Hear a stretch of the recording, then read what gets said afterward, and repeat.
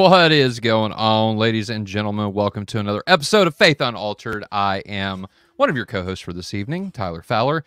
With me is my brother from my Canadian mother, Dale Glover, and our special guest with us this evening, Caleb Jackson. Guys, what is going on? Dale, we'll start with you. How's your weekend been, bro? Well, it hasn't started yet, but yeah, pretty good. Hey, it's Friday. It is the weekend officially. I know you're in Canada and y'all do things different up there, but here in the U.S., Friday is Friday weekend night. Day.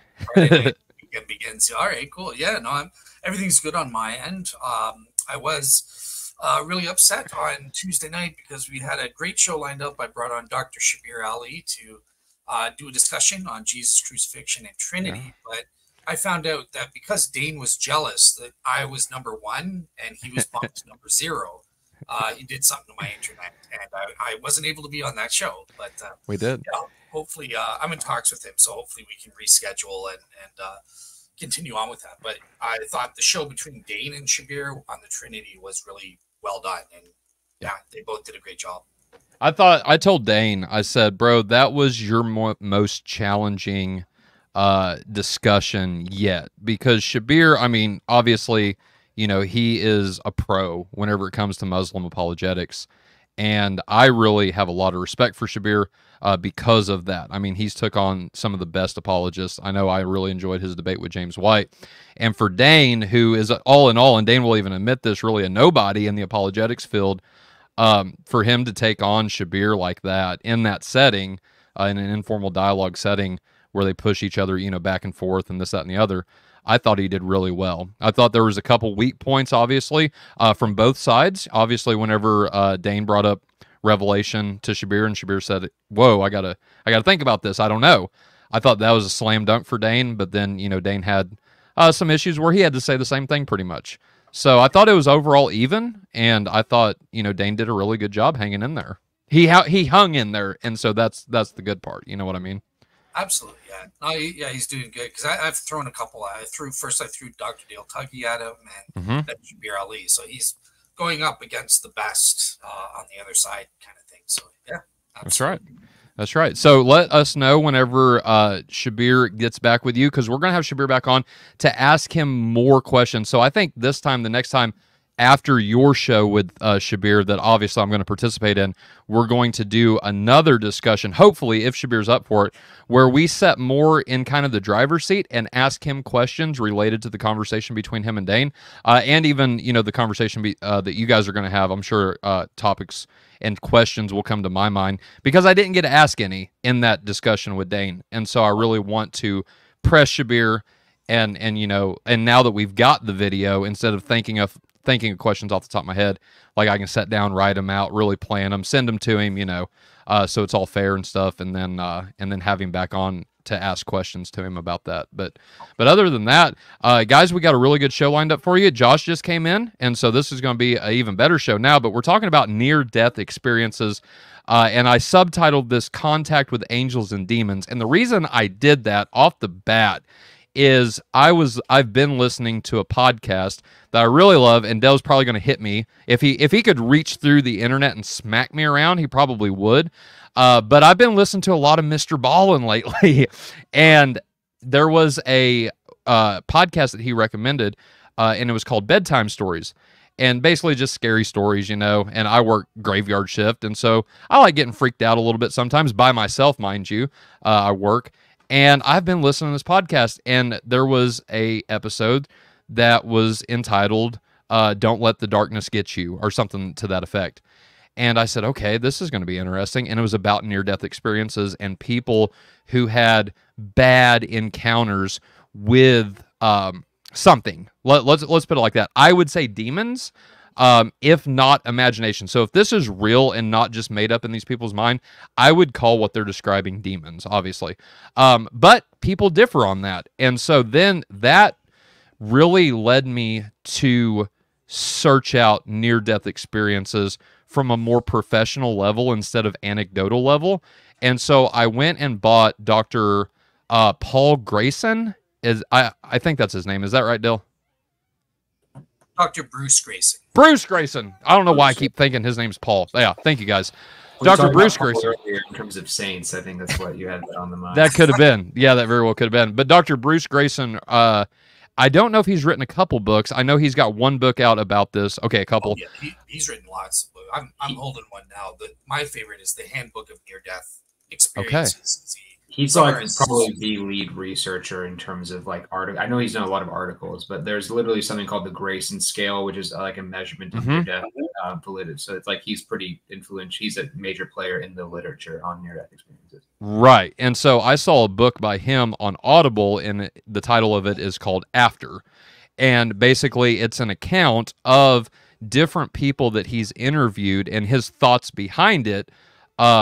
From 40 years of research, from the time that this one lady in particular, I still remember her name. Her name was Holly, and it was about a spaghetti stain on this dude's shirt. She was out cold in the hospital room. He leaves the hospital room to talk to the person who brought her there, and the next day, whenever he comes to talk to Holly, she said, "I saw you," and he's like, "What are you talking about? You were out cold." She said, "No, I saw you talking to my friend, and I saw the spaghetti stain on your tie." And that freaked him out. And that's what led him, according to this book, to study near-death experiences and what would entail all of this research. So 40 years of research by the time he's written this book. And there was a lot of things in there. And so I want to talk about those things. I know Dell's got things prepared to talk about, and Caleb does too. And we've introduced Dell. So Caleb, I want to go to you. How's your weekend been, brother? So far anyway? And what do you have? Let me just ask you this just off the top to give our listeners a little taste. What do you have prepared for us tonight? Yeah, so in terms of my weekend, it's been going well. Not been too busy, so that's good. Some downtime. It's a slower time during work. Nice. In terms of preparing for this, so I think I said, at least to Tyler when he was asking me this is not something that I'm an expert in by any chance. I mean, I don't have a degree in anything that's relevant to this. So I guess I can't call myself an expert hardly anything, but I have been doing a lot on miracles, which is sort of a subset of the paranormal, parapsychological literature, but not directly, analogous to it. But I have read a decent amount on this, but I would come in more as a skeptic of this, not because I have any bias towards like materialism. I'm a Christian, obviously. I believe in the afterlife, so I'm definitely open to it, and I do think that there are things there, but I do think that often the case for these is overstated, which is ironic because a lot of people don't think that it's talked about enough in apologetic literature. So yeah, I'm kind of here to try to look at this as objectively as I can, but I will probably express any skeptical scenarios that I might have about it. So right now I'm sort of agnostic in terms of what exactly we interpret from near-death experiences, whether they're valid or not, and how we look at that. So yeah. Right on. And Josh, what's up, brother? I was not expecting you here tonight, to be honest with you. I wasn't either. I was actually told by my wife that I was supposed to have my son had a friend that wanted to hang out or whatever, and we were going to go to the park. Yeah. Apparently my wife is having a hard time today with her, like her body is aching in her back and stuff, and so she's having a hard time moving around right now. And so we just decided to reschedule that for Monday and give her some rest time, and so here I am. Well, it's good to have you. I hate that has happened to Emily, and so we'll definitely be praying for her. Lord have mercy, and we hope that she gets feeling better, obviously. But it's always great to have you here, brother, and I'm excited to hear what you have to say about this. What do you think, just off the top? And then I'll go back to Dell because I kind of skipped this question with you, Dell.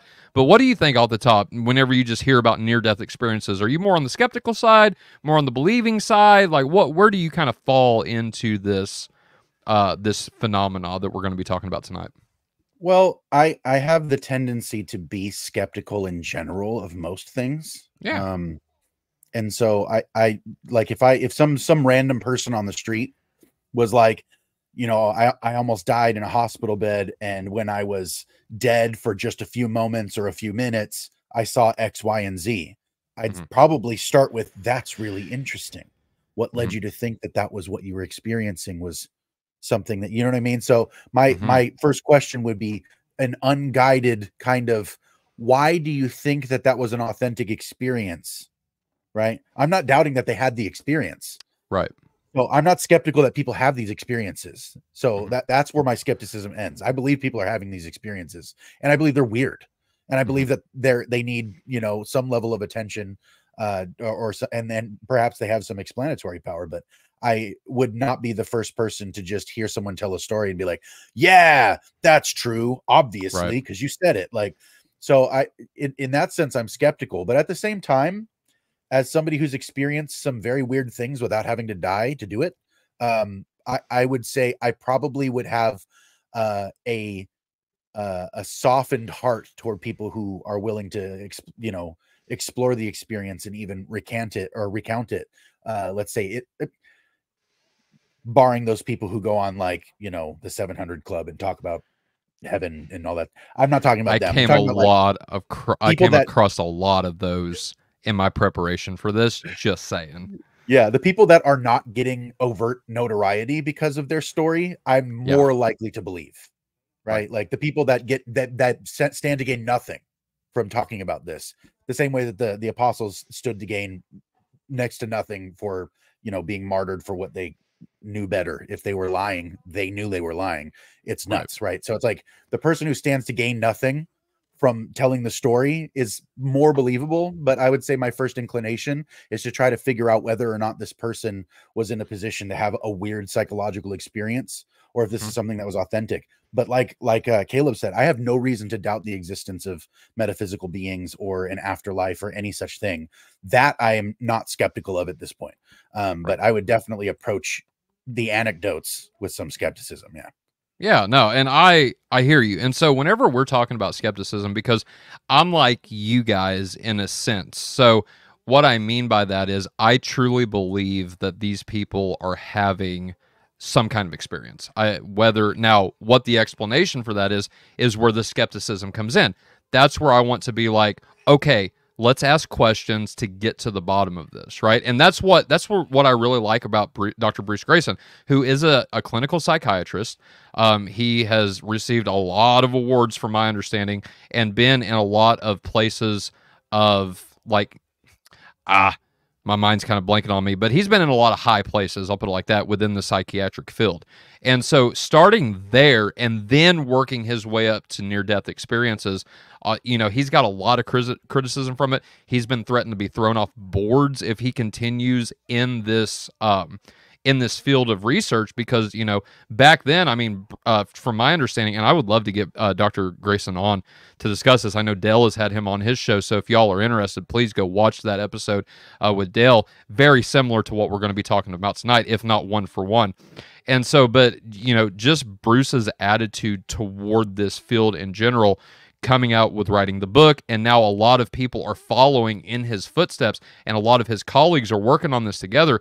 They're coming up with a lot of different theories that incorporate spiritual, right? So the spiritual sense and the science. So it's not like we see a lot in our day and age, science and religion kind of enemies with each other.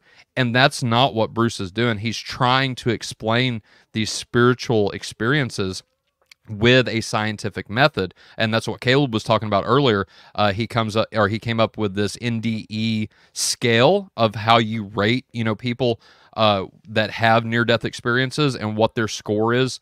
And we'll get into a little bit of that later. But Dale, I want to go back to you before we dive in. What do you think about near-death experiences just on a surface level? Are you more on the skeptical side, or more on the, let's these people are seeing something, but let's question what that is? Where do you stand? So I'm definitely a believer. I would say, so Gary Habermas is a friend of mine, and he's the one who put me on to NDEs and stuff like that. And he always asked me, like, where are you? So the last time I did an in-depth study, which was, over a decade ago, I would say I'm about 60 to 65% convinced that these NDEs do exhibit evidence for substance dualism and the separation of body and soul. I do not believe, as the name implies, these are near-death experiences. So I am very skeptical, and I don't believe that they are experiencing the true afterlife. And that's proven in the fact, I guess we'll get into it, but I mean, the experiences themselves as to what they see, that they call the afterlife, is very much culturally dependent or religiously dependent. It is clearly filtered through the lens of their own understanding of their culture and stuff like that, right? Hindus will see Hindu gods and all that stuff. So I know today is kind of about the paranormal and angels and people seeing angels and demons. On that, I'm very skeptical and kind of not interested. My focus was all strictly on the veridical NDEs, where they see stuff in this world and then figuring out, well, can that be explained naturally or not? So that was kind of my primary focus. And on that end, yeah, I'm convinced on a balanced probabilities, we have some good evidence that is suggestive of substance dualism and implies that, yeah, maybe there is a life after we die. It implies that, I think. So, yeah. Yeah, and we're going to get into vertical NDEs, right? And so, Dale, can you just describe for us, you talked about the difference between paranormal and veridical. Can you just describe for our audience what is a veridical NDE? Yeah, so basically, just an NDE in general is where you become near the point of death, and because of that, your soul is set to separate from your body. Now, in some cases, some people don't go, to heaven or hell or whatever it is. They stay here on Earth, and they will observe certain things that it couldn't be possible for them to see. Right, because if we are just a body, they're totally out. In some cases, they have a flat EEG or flat EKG. We'll get to that, and they're observing things in the operating room that aren't common knowledge, or they'll observe things out in the waiting room, or we have some cases where they're observing ambulance people miles away from the hospital, and they're getting these details right. And the thing that I'm most impressed with is when people like Dr. Bruce Grayson, they're recording the details right after the patient awakes or becomes conscious again right away. And then these things match up. So there's no opportunity for collusion where I heard later on, and yeah, I saw that. Yeah, you were smoking a cigarette. Okay, yeah. You were voting for Joe Biden. You lost your mind. Okay, yeah, I saw that. No, so that's kind of what I'm interested in terms of the veridical NDEs. They observe elements that are proven to be veridical and that are, let's just say for the sake of argument right now, hard to explain naturally. Right. Kind of like the spaghetti stain on Bruce Grayson's tie that Holly saw. I've heard of so the one that stands out to me from the book, so after, is that there was this one guy. And now the thing that I found interesting, and so I'll get back to the out-of-body experiences here in just a second, but the thing that I found interesting, guys, and if y'all want to comment on this, please do. And by the way, if y'all see something floating around my camera, I swear it's not an orb, it's a gnat, okay? So let's not get paranormal here and say, there's ghost haunting Tyler. No, it's a gnat, and I'm trying to catch it. Or is it? Yeah, that's right. That's right. Out of body experience, and they're just floating around your house, and somebody right now is watching us do the podcast out of body. So tiny angels. Is your patron? It's Polycarp. Yeah, it's Polycarp. Stop it! Go on somewhere. That's terrible. That's terrible. He never had a chance to be on a podcast. He just wants his turn. Bro, he's been on a podcast ever since I hung him up there, so he ain't got no complaints right now. But anyway, the thing that I found interesting from Bruce Grayson's book anyway, now I don't know, now keep in mind, guys, this is the only book that I've read by someone I would call a scholar in the field of NDEs and of psychiatry that deals with NDEs really on a daily. And the thing that I found that he attributed to in his book is that a lot of these people, something to do with their heart, right? Whether they're having heart surgery, whether they're having, a heart attack, something with their heart. There's a lot of correlation between NDEs and heart disease, which if you guys want to comment on that, feel free. But with that being said, I find that extremely interesting. And now don't get me wrong here. So I'm going to go off into left field for just a second. But we all know of the new age stuff. Dale and I have interviewed a quote unquote psychic whenever it comes to new age and this, that, and the other. And we've all heard, I would hope anyway, that we've all heard of these things called chakras. And the chakra, one of these chakras is with your heart. Now, I'm not trying to say, hey, look, guys, chakras are real because people are having NDEs that are having heart attacks. That's not what I'm saying.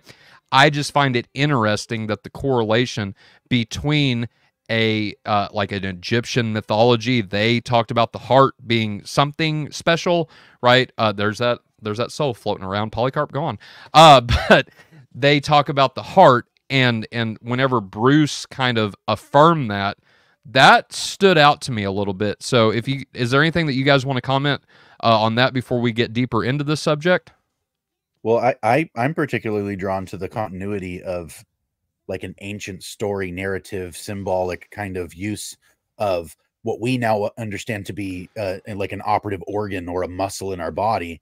They figured to be almost a powerhouse of your living being, right? Not necessarily just the thing that happened to move blood throughout your body.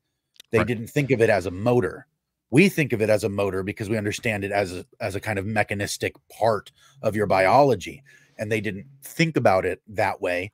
And the intuition that's rooted in kind of seems to be something that wasn't perhaps accidental, but was, let's say, unguided enough to be gone in different directions without guardrails that might go into some weird stuff that, like the idea of a chakra being something that is a center of energy or one's essence, or concentrations of the sources of one's aura or something like that, and all the language that kind of buzzwords around it.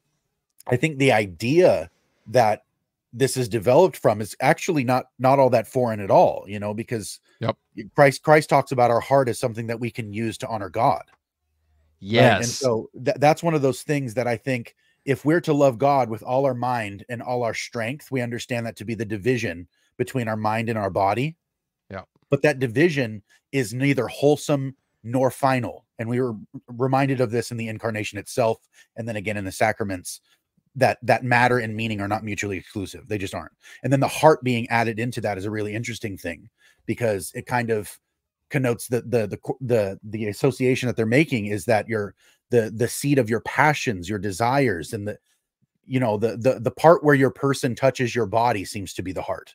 And so I don't find that odd at all that would be a correlation to these experiences. That seems completely reasonable to me if that's what this is talking about. I think that seems to be an immediate connection, even in my mind, intuitively. So that to learn that those are actually correlations is actually kind of gratifying. You know, you went exactly where I was going to go. So if nobody else was going to comment on this, that's Matthew 22:37. Love the Lord. This is Jesus speaking now. Love the Lord God with all of your heart, mind, body, and soul. Right. And so with that being said, the heart there, the Greek is kardia. And that is, so the way I've been taught to interpret that word just glosses, and now we can look at BDAG if we want to, but it's basically your heart, right? This organ here, or what's also called your inner self. And so it's amazing to me that the Greeks would use that word to describe both of those things.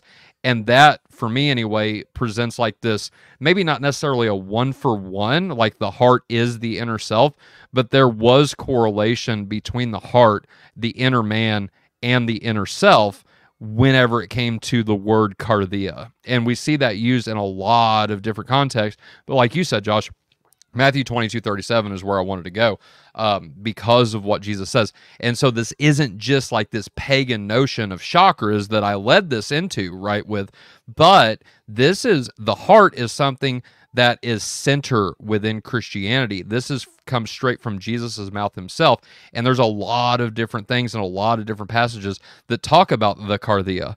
And I like I said, like you just said, the correlation between those two baffles me, that we are seeing that in nde'S with people that are having heart failure, heart surgery, whatever the case may be. There's like this kind of correlation. I don't know the numbers that Dr. Grayson would attribute to, but just saying that most, not all, I don't think it's all, but most of the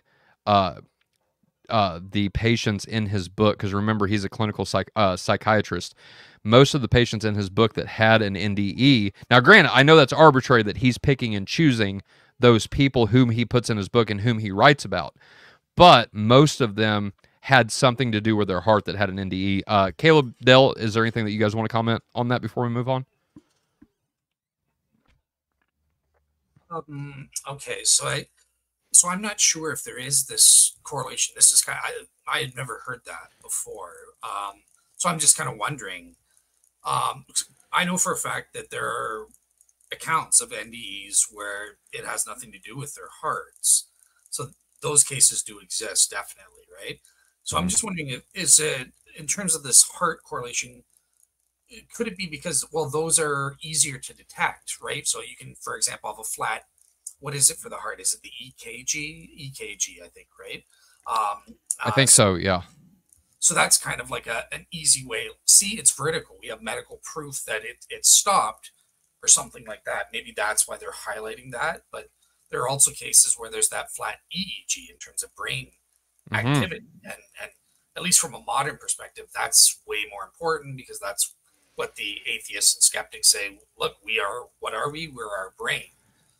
It's Right. not the whole, right? They follow Galen, who was the first one who kind of saw that the brain was, he called it the king of all of our senses because he saw that everything was connected to it. So yeah, so this is the first time I've never heard that there is a specific connection to the heart, and I'm not sure if that's true or not. But yeah, I don't know enough, so maybe Caleb. I just did a quick search on Google, and according to National Institutes of Health.gov, incidents and correlatives of near-death experiences were reported at least 10% of patients with cardiac arrest. And so that's just one heart issue that accounts for apparently 10% of what they had even reported. So that I find that to be interesting enough. Tyler indicated it was something of a majority, but even if it wasn't, the association of ancient intuitions with the heart and the connection of the soul to the body being somehow related to the heart, whereas in modern day we kind of think about our self or our person or our being or soul is inhabiting here right behind the eyes, because we think we're a brain. Like that's most modern people think that we're a brain trapped in a body somehow, Right. rather than thinking about a soul as something that inhabits the whole of the body, which is ironic because your brain through your nerves extends to your whole body. So that's a rather apt analogy as well. But the ancient people seem to have a pretty universal intuition that the heart was related to that. And so it's not, I still think that it's really interesting that even if it's a minority of the cases, that correlation seems to have some merit, you know, but on that I'll have to look up more on that, like Dale said. Okay, out of curiosity, Josh, just before we go to Caleb, because I don't want to dominate, but since you're on that website, what does it say for other things? Like how many people have NDEs that had a brain failure, or I don't know, whatever, something else happened? Let me see if I can read a little bit more and find out while you guys go on. Okay. Caleb, is there anything that you wanted to?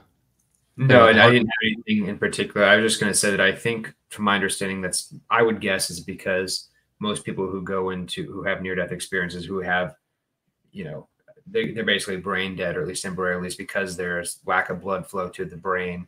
There are cases people have brain damage, but I think in those cases, it's pretty rare for them to come back and be neurologically, functional. Typically, they'll be impaired where they're not going to be able to recount to you in an interview what happened. There are exceptions to that, but I think the point is, like, you're more likely to have, you can have brain damage without oxygen to the brain for more than 5 minutes technically, but I feel like if it's a nervous issue in the brain, like a head injury, that's going to be harder to recover back from than losing, being brain dead from lack of oxygen. So I think I would guess that the people who have those experiences is sort of like a survivorship bias, because they're more likely to survive if it's a heart issue than a brain issue. But that would just be my guess. Right on. So since all of us have kind of talked about the brain at this point, I find it interesting. So first and foremost, so in the Audible version of the book, and Audible is not a sponsor, I love Audible, and so for anybody that's watched Faith Unaltered, y'all know that by now. But there is an Audible version of the book after, and Dr. Bruce Grayson did an interview with from my understanding in this field, now you guys can correct me if I'm wrong, a pretty famous case of a neurologist that actually had an NDE, a near-death experience, and his name's Dr. Eben Alexander. Yeah. So with that being said, he goes into his story a little bit in the book, and the things that Eben described, I don't even want to go there, but to my understanding, both Eben and Caleb, if there's something you want to say on this, feel free. And even if it's not really correlated to what I'm getting ready to say, that's fine. But Bruce he doesn't like lay out a chapter where there's an argument. He just kind of mentions it in passing. And I want to get your guys' opinion on this, that there's a lot of like scientists that are on the materialistic side of things that would say the brain impulses, and Caleb, I think I brought this up to you in our chat, but that the brain's electrical impulses is what stimulates our thoughts and our consciousness and all these different things, right? The brain is the machine that is what gives us life in a real sense. But and I don't know if Bruce Grayson is a Christian or not. Do you guys? Okay. I didn't think so. But but Bruce actually argues, he mentions it in passing, I should say, in the book after, that he doesn't think that model's correct. He thinks there's a better explanation. I'll use his words. But rather it's vice versa. And that our thoughts and our consciousness is actually what stimulates our brain activity, that we can, hook up EEGs to can see that activity. So instead of the brain's electrical impulses and things like that stimulating our thoughts and, our free will, so to say, it's the other way around for Bruce Grayson, and this is not, a Christian coming from this. So I'm just curious, Caleb, I know you had mentioned Eben. Is there anything you want to say about him specifically, or what I just said about Bruce and his ideas whenever it comes to the thoughts actually causing the effects of the brain instead of vice versa? Well, I mean, I'm sympathetic to substance dualism. I kind of go back between dualism and panpsychism. So I definitely agree that the brain is not... Yeah, I know. Definition? No, I've never heard of panpsychism before. Oh, it's like the idea that like everything is sort of individually conscious and stuff. That can be discussed. Whether, fair enough. But no, I'm sympathetic to dualism. But anyway, so the case with Eben Alexander is actually published in a neuroscience journal back a couple of years ago. I forget the year. I do talk about it a little bit in my book.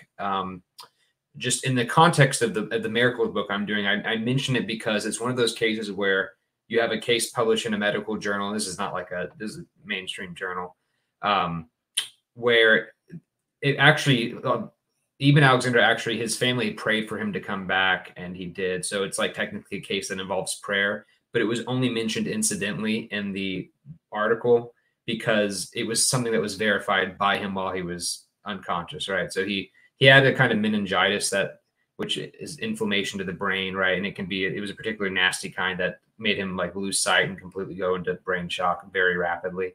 Mm-hmm. And so he was out for, I think, 4 days, and they basically thought he was going to die. There was no improvement.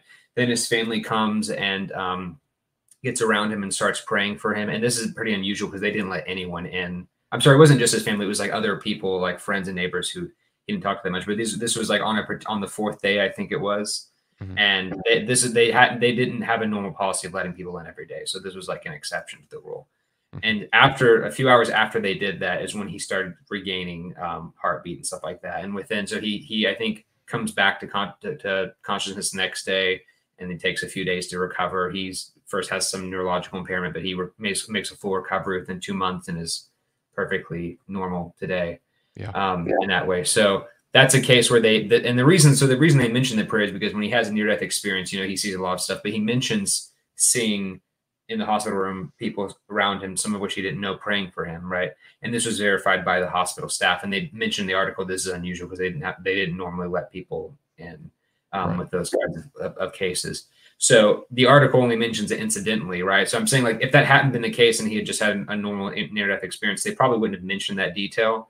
So the reason I was mentioning it in my book was to say that there's probably a lot of cases that involve prayer that don't get the journals just don't feel the need to mention that because they don't think it's relevant to it. Mm-hmm. But the fact that he got better right after that is sort of like prayer was only mentioned accidentally because it was saying, well, he saw this while he was unconscious, and that's something notable that can be verified. So they just sort of incidentally mention it.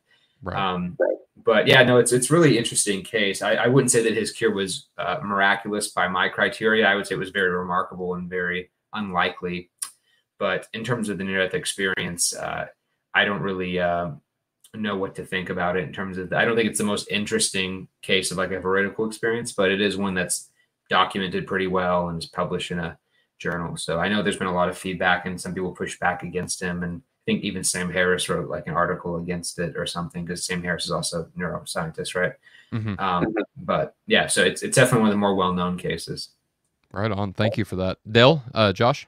Yeah, I'll just add, I'm interested in what you said, because so first of all, it's interesting hearing that Caleb might be a panpsychist. Okay, I had no idea. Wow. Okay, that's crazy.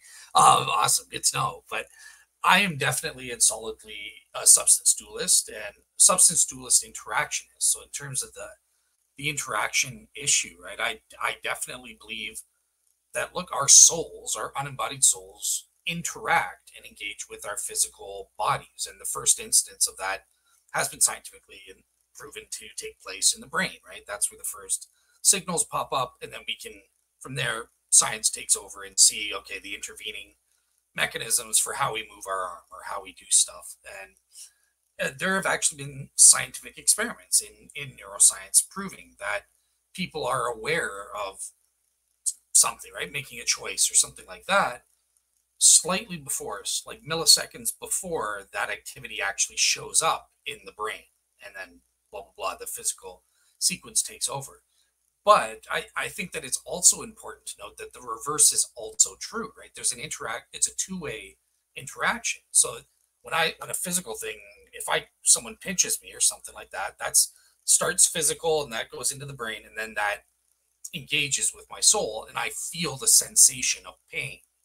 I don't think pain, that sensation, is physical in nature. Color isn't something that's physical. That's a sensation that only the soul can apprehend, right? Even though what starts it is purely physical. Light reflects at a certain wavelength and comes into my head, whatever the explanation is there, right? So that's the only thing I wanted to qualify, is that with substance dualism interactionism, there is a two-way interaction that goes. Our soul can influence our physical brains and bodies, but the reverse is also true. So that's the only thing I want to tell you.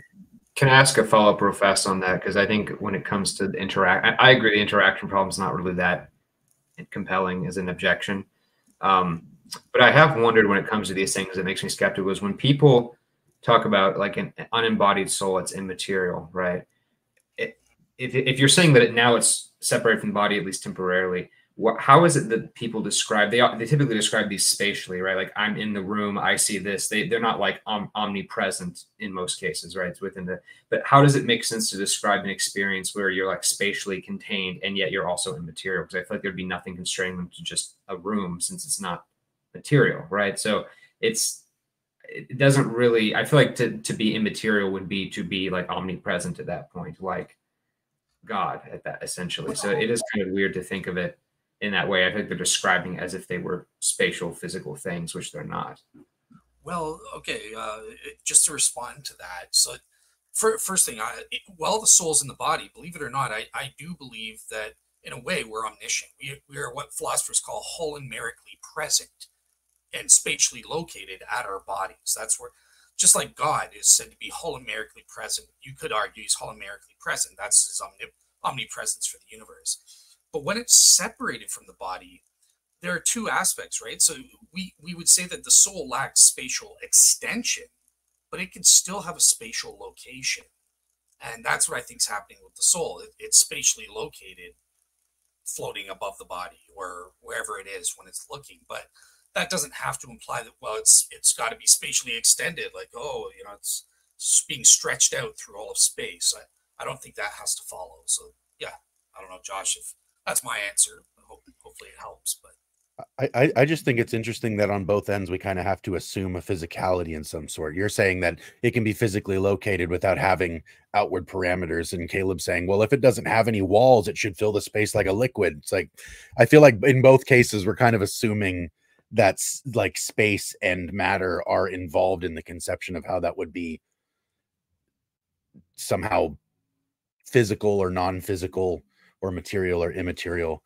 I think that the entire thing is something that's beyond the framework of my understanding, because I have to think about reality through the lens of my senses.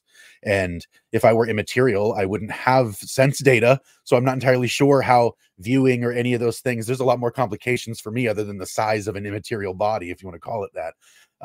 You don't have eyes, you don't have sense data, and somehow you're still seeing and hearing and perceiving.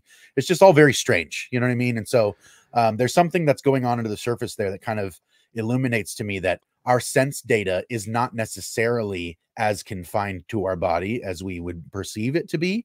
If that's the case, that's what I would add to that. But in terms of what you had asked before, Dale, because I was still reading and looking up some stuff, I found a study on hypothermic circulatory arrest for aortic surgery triggering near-death experiences, the incidence of near-death experiences after aortic surgeries performed under hypothermic circulatory arrest. So in other words, a slight ceasing of the blood flow of the body throughout the body because of the way that they have to work on the heart. There is, in some sense, a moment of arrest, and they were trying to see if that induced near-death experiences. And in that clinical study, there were precisely 0 in near-death experiences. And so it's an interesting thing that when they were looking for it, it didn't seem to be a correlation at all.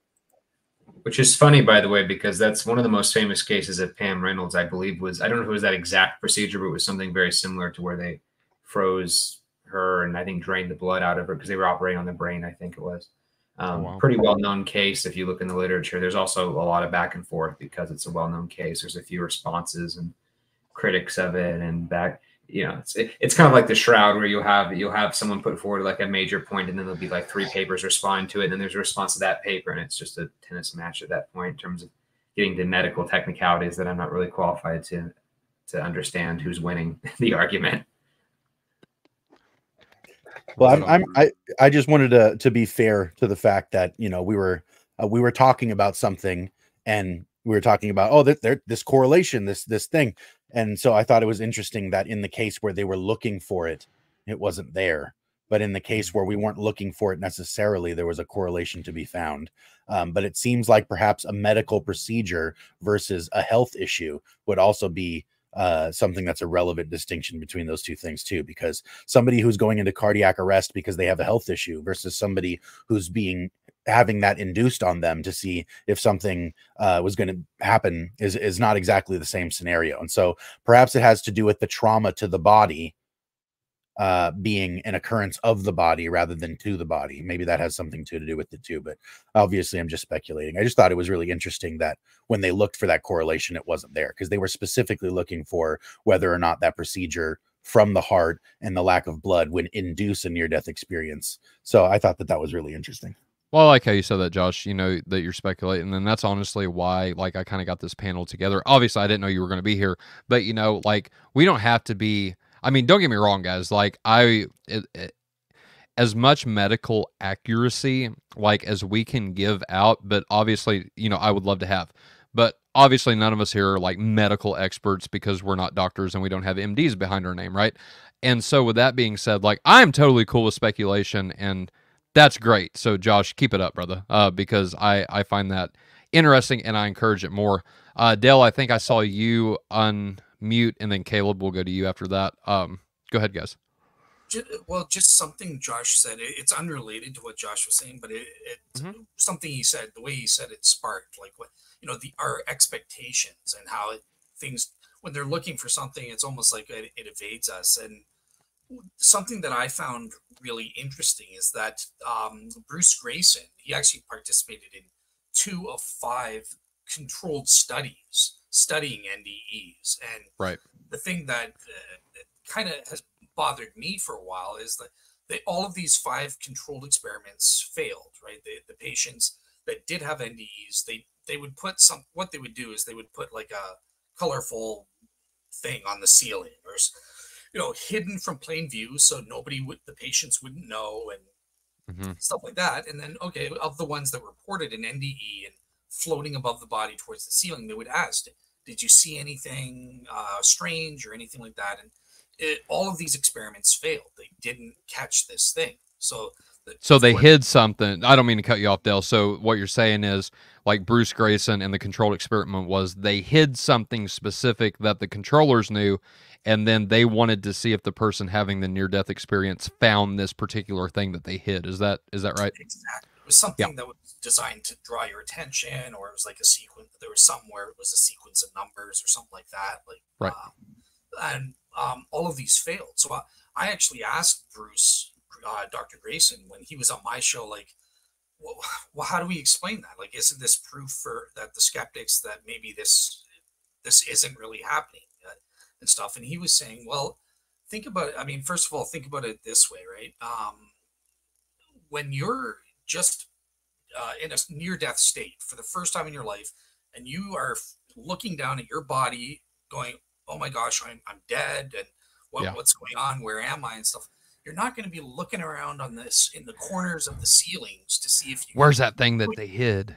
You're looking down at the doctors or your family, and your focus is strictly there. So in a way, he was saying, like, these controlled experiments were designed to fail, and they prove nothing because no one's focus would be on these things. They're going to be on their families or what's going on with my body and stuff like that. So I just wanted to add that about having proper expectations before we dismiss something or whatever. So well, or something out of character, right? So for example, what I'm talking about is that there was an anecdote that Bruce wrote about in the book after, about this one gentleman. I forget his name off the top of my head, but he had an out-of-body experience. And by the way, for our audience, we're not saying a near-death experience, or at least I'm not, we're not saying that a near-death experience is the exact same thing as an out-of-body experience. I think the two are totally different. I was talking to my wife the other day, and she said that she's had an out-of-body experience and described it to me in detail. But just from what it sounded like, and again, I'm not a medical professional, it doesn't sound like she was near death at that point. It's just something that happened, and it's a phenomena that I can't explain. I'd love to go talk to somebody about it later and maybe get some more info about it. But just to caveat this conversation, I'm curious your guys' thoughts on this. And then Caleb, if you want to respond to what Dale said, I'd be interested to hear it. But I'm not saying that an out-of-body experience is the exact same thing as a near-death experience. Would you guys agree with that, or not so much? I think it's a relevant distinction. Yeah. Dale, any comments on that before we go to Caleb? Yeah, so I was trying to find a quote in the video or something, but yeah. Absolutely. Bruce Grayson and nde'S recognize there are clear differences and distinctions between out-of-body experiences and what we call near-death experiences and stuff. So that obviously there is a superficial similarity in that, the soul is said to separate from the body or something like that, but there are distinct differences, and I was looking for a clip to play, but I couldn't find it in time. So no, that's fine. Keep looking for it. We'll play it here in a little bit if you want to, since it's your interview, and we're Faith YouTube algorithm. I'm giving permission to Faith Unaltered to play the clip in full or in part. If you don't like it, you can shove it. So no copyright, YouTube. Like, get on with yourself. But the story I was going to mention real quick, and then we'll go to Caleb, is that there was a gentleman that had an out-of-body experience. And he specifically remembers the surgeon flapping his arms, like just out of character. Caleb, you know what I'm talking about, but just flapping his arms. And apparently, come to find out later, Bruce talks about it later in his book, that this surgeon had made it a practice. And I think off the top of my head, he might have been from like one of the Koreas, North or South Korea, something like that. But he always made it a practice, and he was the only one that has done this, to my understanding. But every time he scrubbed up and washed his hands and decontaminated himself, he would not touch anything, like either with gloves or whatever, and he would use his elbows to like point, and something happened to where he started flapping his arms around, and it just stood out to the dude. So to Dale's point, a person, I mean, you put yourself in a person, whether you've had an nde'S, and I would be very, very curious if anybody is watching our show, whether it's live streaming now or in the future after this has been released. Have you had a near-death experience, and would you like to describe that for us You can either do that in the comment section below, or if you want to keep that private, you can always email me at faithunaltered@gmail.com, and I would love to hear about your experience. But that's the thing that stands out to people. I mean, you put yourself in the shoes of somebody that has an out-of-body experience. First of all, I don't think you're going to be looking for the Barbie doll in the corner or whatever they hide, right? You're going to be focused on your body and the immediate surroundings of that, that specific thing. So your body and whatever's around that. More times out of none, it's surgeons, it's the bed, it's something that the people are doing to you. That's what my wife said that she focused on in her out-of-body experience, that her brother was sitting there next to her, and that she was out. So, and she said that she was looking at herself and at her brother staying with her, saying it's going to be okay. So it might have been an NDE. I mean, like I said, she was out cold. I won't go into the details about how she got there per se, because I don't know if she'd be cool with that or not. But that's, that's what she related to me just a couple days ago. But Caleb, let's go to you. And if you've got anything to add to what we've been talking about so far. Yeah, so I think that Dale made several, everyone's made good points about why it's sort of frustrating to study these things. And prayer is the same way, but whenever you try to set up controlled studies in advance, they typically don't go the way you want. Usually you have to do these on a case report analysis after the fact, in that way. And I think that, I know Dale was probably talking about the AWARE study, which is probably the most sprawling one, the most well-known one.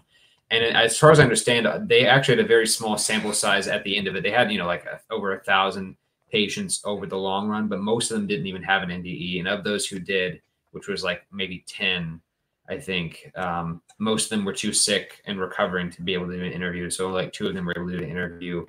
And one of them was in the other room. He wasn't in a room that had one of the things. So when he wasn't able to see anything. And then the one guy that they did interview did mention that did describe his resuscitation. So it's like you got one maybe out of like a lot. So it's just kind of difficult to know, but there are some details. But I think that the best way to study these in theory would be to take instances, especially with resuscitation, because those are well documented in terms of there's a procedure and it has to be recorded. At this time we did this many chest compressions and all that stuff. There is one book that was published by, I believe it was Penny Sartori in 2008 called, hold on, I have it right here. Near-death experiences of hospitalized intensive care patients, a 5-year clinical study. Oh, wow. And from what I remember this, which was really interesting, is that they had a control group after the fact. So how they did it is like they had people, I think it was cardiac patients and heart issues, who were brought back. Some of them described near-death experiences. They interviewed them asking how the resuscitation went, right? So, they rubbed this and then pumped my chest 3 times, all that stuff. And some of this stuff is kind of technical, right? Doing the order. Now you might say, well, people watch TV, they've seen medical shows, they know how the general process works, right? Right. But what is interesting is when they asked the control group who did not have a near-death experience, they just interviewed patients who woke up, who never had it. They said, how would you describe your resuscitation? How do you want that went? And the ones who were sort of just guessing were way less accurate than the ones who claimed that they saw it. Oh, so wow. they were guessing, were just doing the stuff you would think you would just sort of see on TV, whereas the ones who had a near-death experience were much more accurate in the step-by-step, the order, the process were much more specific. So I think that's really interesting. And so if there's a case where someone allegedly sees something, like with Pam Reynolds, one of the well-known ones, where she had basically all the blood drained out of her body and was brain dead, and she was able to tell like what they were using to shave her head and the song that was being played, all that stuff, even though she should have been out. And she was under anesthesia. And I think there was something in her ears that makes like a clicking sound that like they do for the drill, so it doesn't like shake up their head. I don't remember the exact details, but she got like remarkably well documented. And so some people said there have been articles published by skeptics saying, well, maybe she was a musician, so maybe she has a trained ear, and if it was done at this moment, she might have been able to hear it. And that's, possible, but the thing is that the naturalistic explanation is also speculative and hasn't really been demonstrated. So there have been authors who've challenged those skeptics to say, well, let's take people who have the same procedure and see if we can replicate those results. If you think that they're just hearing this, then let's replicate, not like we're going to force people to be that, but people are already having the surgery, and let's see if they can do it in the same way she did. And no one's ever taken up that offer. So I think that's sort of a way, like if you could repeat it if you could repeat it where they could hear it under those conditions, I think that'd be good evidence. And they didn't have a near-death experience. I think that'd be good evidence against the near-death experience, the legitimacy hypothesis. But if they can't replicate the natural explanation, I think that's evidence against it. So that's sort of how I think the best way you could look at these are. Is like, we need to look at these and see if we can replicate it. If you think these are based off of people guessing and getting lucky or hearing things at certain times, then let's see patients who are in very similar situations, very similar procedures, who don't have near-death experiences, see if they can tell you with the same degree of accuracy how it happened.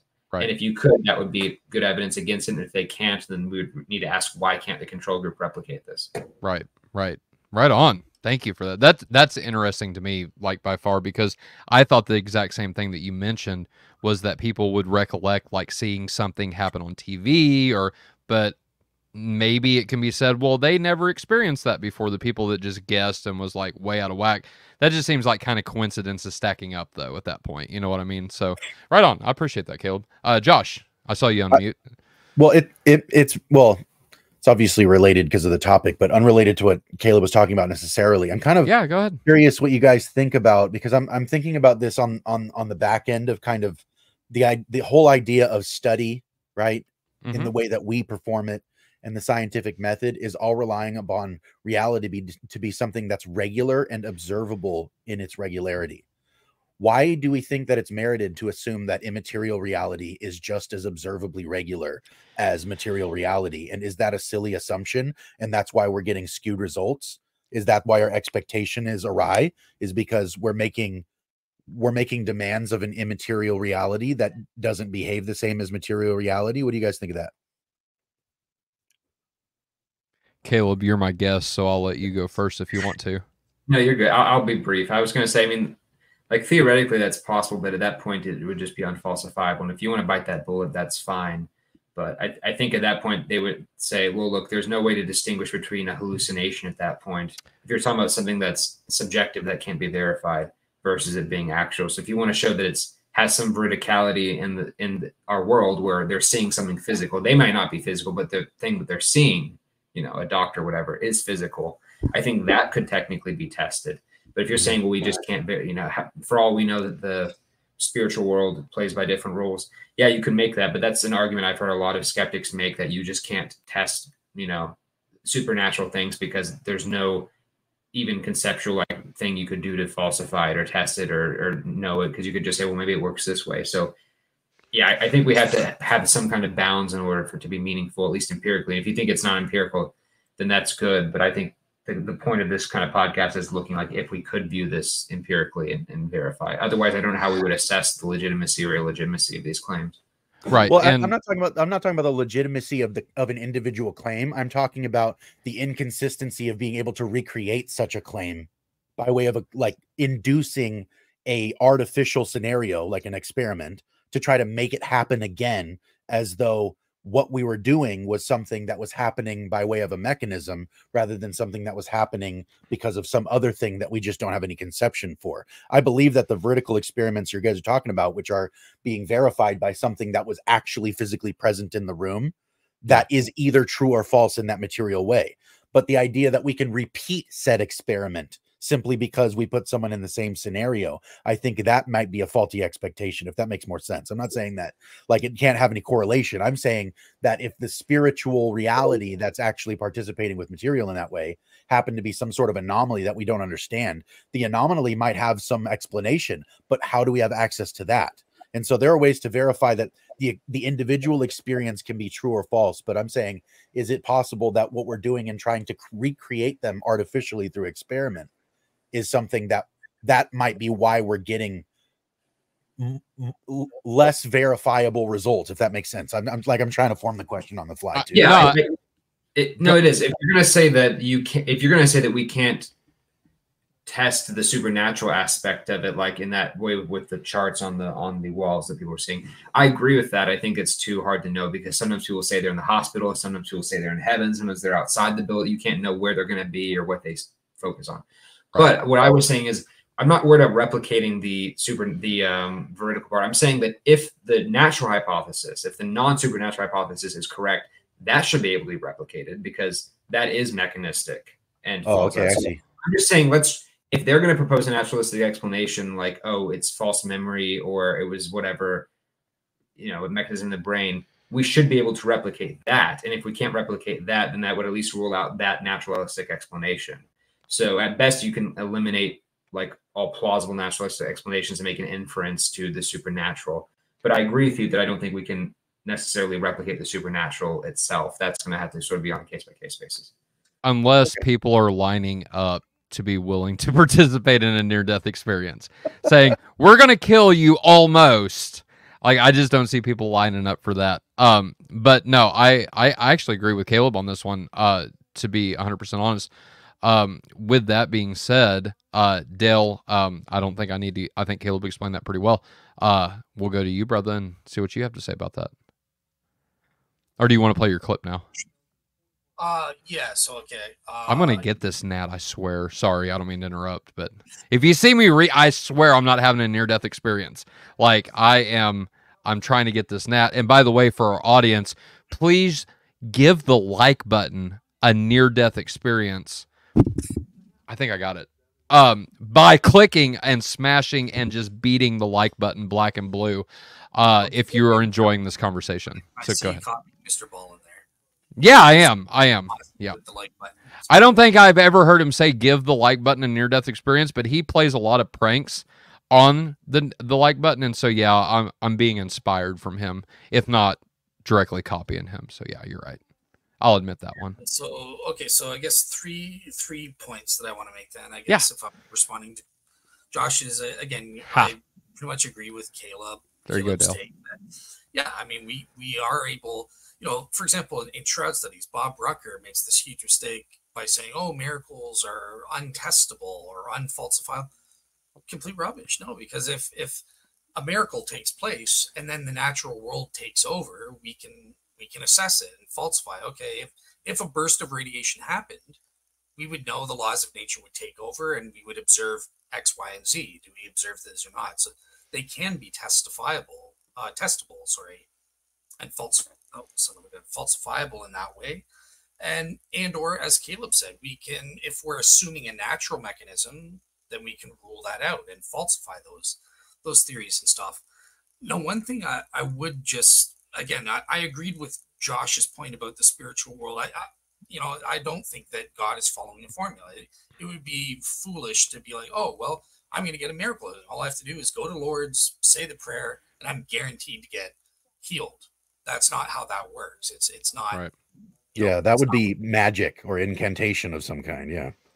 Exactly. And it's the same with the nde'S. So that's why there's those problems. But I would say that our God is a God of law and order. And even in the spiritual world, there has to be regularities for creatures.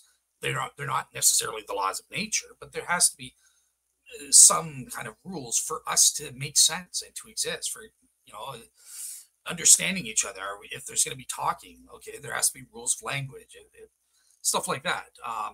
The laws of logic will be present and stuff. So there has to be something. It's not going to be chaos. It can't just be chaos.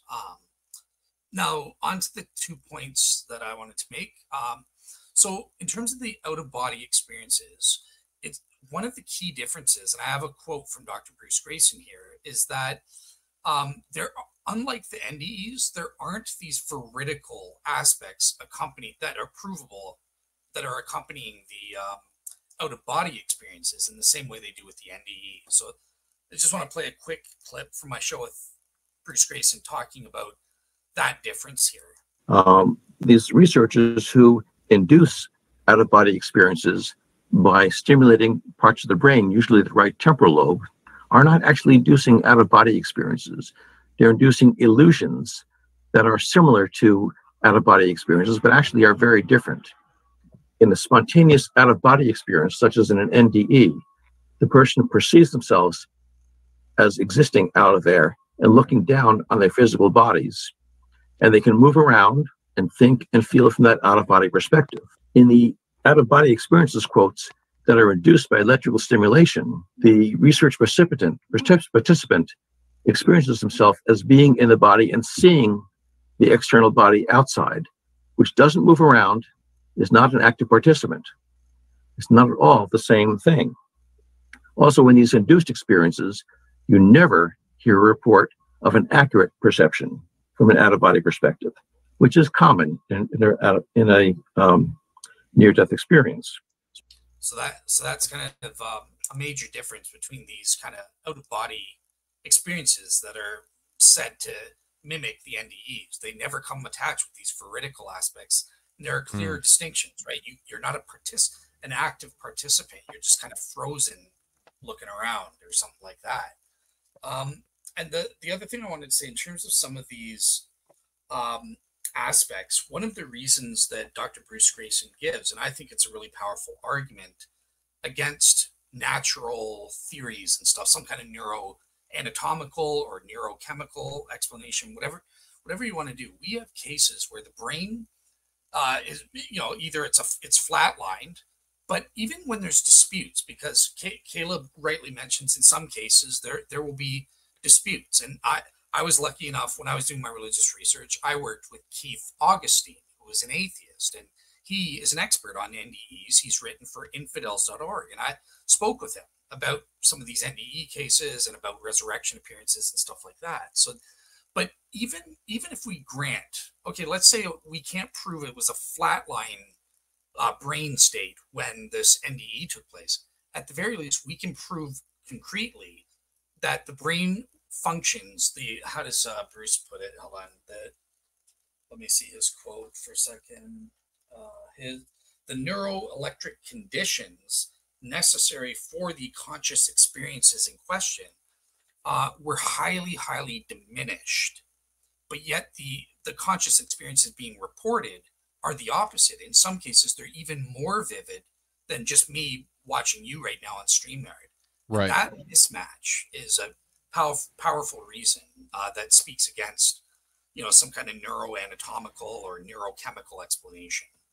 So the way I've heard it described, Dale, just to add to that point real quick, and Josh and Caleb, if you guys want to comment on this, feel free, but that the NDE is quote unquote more real than reality. And so there was a very interesting anecdote that Bruce gave in his book about a gentleman that committed suicide.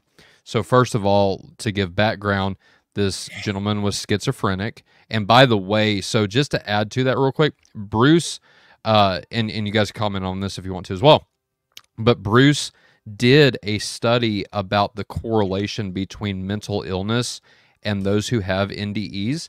And the conclusion was, without going into the details about it, there's really no correlation between mental illness and those who have NDEs.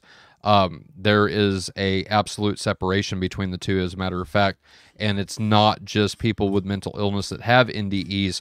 People of a right mind that we would classify as sane, they have NDEs. And again, just to reiterate Bruce's words, there's no correlation between mental illness and NDEs. But to that point, so there was a gentleman that had schizophrenia that stopped taking his medicine, and he said that he quote unquote heard the voice of Satan telling him to kill himself.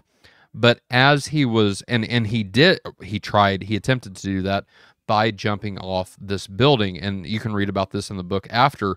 But then he said while he was falling, he heard the voice of God say that he is more loved than he has ever known. He does not think, that he's worthless or anything that Satan has been putting in the back of his head. And while he was reiterating this concept and this near-death experience and the events that led up to this near-death experience to Bruce, the guy classified it like this. He said, I know that Satan's voice in my head was nothing more than an hallucination. And that led Bruce to say, okay, but the voice of God was real to you? And he said, let me describe it for you like this. I know now, thinking about this rationally, that because I stopped taking my meds, because the reason he gave for stop taking his meds is because he said that they made him feel tired and he didn't like that feeling. And I can get on board with that. I've took some prescription drugs before that just made me zombie, and I quit taking them. And luckily I didn't have a Satan enter my head and hallucinate or anything like that, but I get where this guy's coming from. And so I'm just saying that to say that I relate to it. But But the guy went on to describe to Bruce, he says, look, I know that Satan's voice was a hallucination because I stopped taking my meds. It was not as real to me, right? Now, whatever he means by that is something that's subjective, and I agree with that only he can describe for us, and it's something that we can't necessarily verify. I'm just laying out the story as it was told in the book after. But he said, and to compare that now to my conversation with you, Bruce, my conversation with God was quote unquote more real than my conversation with you. And this guy is lucid. He's awake in the hospital at this point. Bruce is coming on to check on him after, the fact. I don't know if he had surgery or not, but I know that Bruce waited a couple days after he was admitted to the hospital for jumping off a building, that he waited to talk to him. And so I find that interesting. So just saying what Dale, just to add to what Dale was saying, a lot of people describe these near-death experiences in terms of reality and say that it's more real than even the reality that we find ourselves in. And I'm sure, Josh, you've got a lot to say about that concept. So I'll turn it over to you, and then Dale and Caleb, if you guys want to comment on it, feel free after Josh. Well, what I thought was really interesting is what Dale was explaining. The picture that was brought to my head was the difference between dreaming and waking, or perhaps even dreaming and a vision, right? Where a dream is something that you experience as a key player of the dream, but often one of the features of a dream is either being a spectator or being swept along by the feature of, let's call it the film, as it rolls on. You experience things as they happen, and you seem to be the recipient rather than the participant, like you said. And so it seems like to be more. You're talking about, Josh, just to interrupt real quick. So are you talking about right now, like you're watching yourself kind of in your dream, or you're watching events transpire in your dream that's not necessarily happening to you? Right. Well, or okay. Well, just in general, a dream, one of the features of being asleep and knowing you're dreaming, if you are able to actually bring yourself to the awareness. Yeah, I've had that happen one time, bro, and it was trippy. So anyway. The dream shifts itself in some real sense after you've been made aware that what you're doing is dreaming. And some people can go past that into something that we call lucid dreaming, where they're actually the active participant of their dream. They're having something else that they're experiencing. Most people don't experience that, so it's very rare, right? One time, one of the main features of but so I mean, I've talked to you about your dreams a lot of times. This is something of particular interest to me. So it's like the way that we experience dreams often is as a recipient rather than as the guiding participant of the dream. Whereas what it seems like in something more along the lines of a vision, at least as they're recorded in scripture, is that this person is like in their wits, well aware of what's happening, and seem to be experiencing these things as though they were in fact real, or what we mean by that usually is materially verifiable or something like that, something that has to do with our sense data immediately. But if this person is out of their body in that sense, and their body is the means by which we have that sense data, like I said earlier, it seems to be something that kind of hints, at least, if not kind of screams loudly, that our sense data might actually be a filtration system rather than the main means by which that we actually perceive. It seems to me, because of what you're saying, and the way, I forget the way that Dale phrased it, because I was listening as well, but it seems like what we're saying is that when you're removed from the filters of your body, you're kind of untethered from those senses, and they're seemingly able to like run wild of their own accord, and you have this more vivid experience, if that's what you want to call it, more lucid, whatever, it's more real. What we usually mean by real is sense data. That's usually what we even mean by real in the most like average colloquial everyday sense. Can I comment? Touch it, you know? Hey, Josh, can I comment on that just real quick? And then I'll let you get back to, I don't want to break your train of thought or anything. No, you're good. But so Bruce actually argues in the book that or not argues, I guess, gives stories about people and comes to the conclusion that maybe the brain is like this filter that is limiting us in a very that's real pretty much sense. What I was saying. Yeah. Right, exactly. So I found that interesting that you brought that up, and I just read about that in after. So and full disclosure, I've never even heard of Bruce before today, and I don't know anything about this book.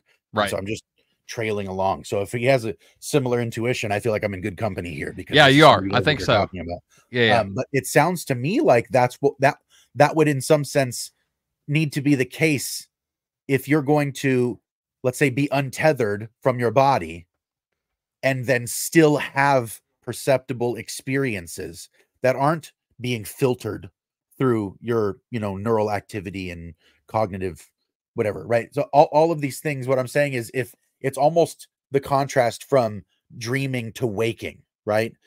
C.S. Lewis put it this way: those who are asleep don't understand waking.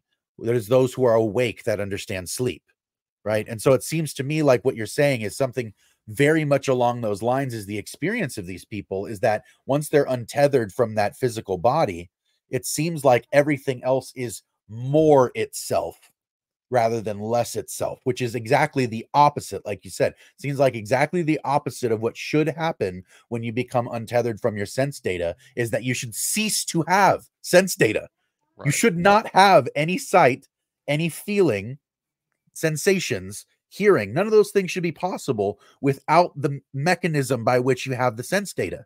And so if you still have sense data without the mechanism, something very weird is happening. And so I find that to be like the most compelling part of this, to be honest with you. Yeah. No, I agree. Caleb, Dell, is there anything you guys want to add to that? I'm the one who kind of started this, so I'm just happy to hear what Caleb has to say as well. I don't have anything on that particular point. I will say, since you keep referencing Grayson's book, if we're doing book recommendations now, I think the most exhaustive one I've seen on this is called "The Self Does Not Die." It's published by several different European scientists, and it has how many pages? But 350 has like a lot of, these are all just near-death experiences, like verified by one witness, two doctor. It gives like a whole category of like kinds of near-death experience, and it goes after case by case. Basically, it surveys the literature. It's like, here's everyone we could find in every published one that had documentation or had like a witness or something like that, and not just a hearsay. And so it's pretty detailed. So I think that's a good one. Another one I'd recommend, since you're talking about sense perception while out of the body. I believe, no, hold on, it wasn't Grayson. It was Kenneth Ring. He's another big name in near-death experiences. He actually did a book, I think it was in the 90s, called Mindsight.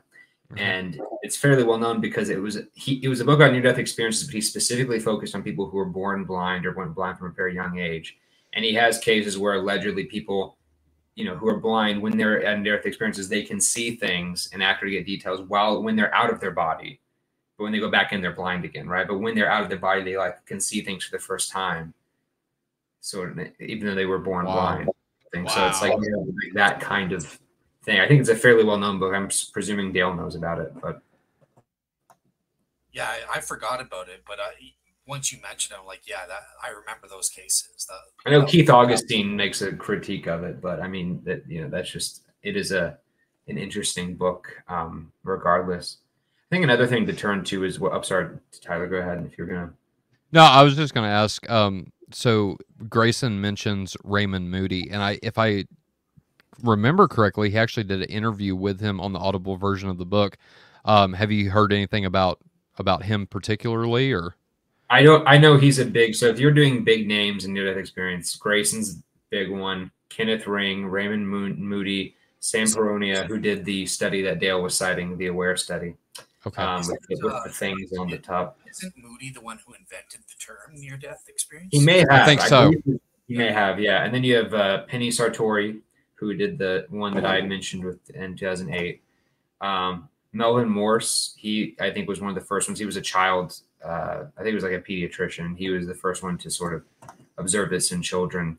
So those were sort of and then on the skeptical side, it would be, I think, Susan Blackmore and like Keith Augustine, who write a lot of the skeptical literature on that. So it is a fair crowd, but you do see a lot of that discussed. One thing I did want to, two things I want to bring up was one, given the overlap with sort of what I'm looking at and with near-death experiences, there are some cases, and I believe, I know I shared with you an article by Penny Sartori about one case where you'll have inexplicable healings sometimes that happen after, and it'll just be people recovering from consciousness, which sometimes does happen.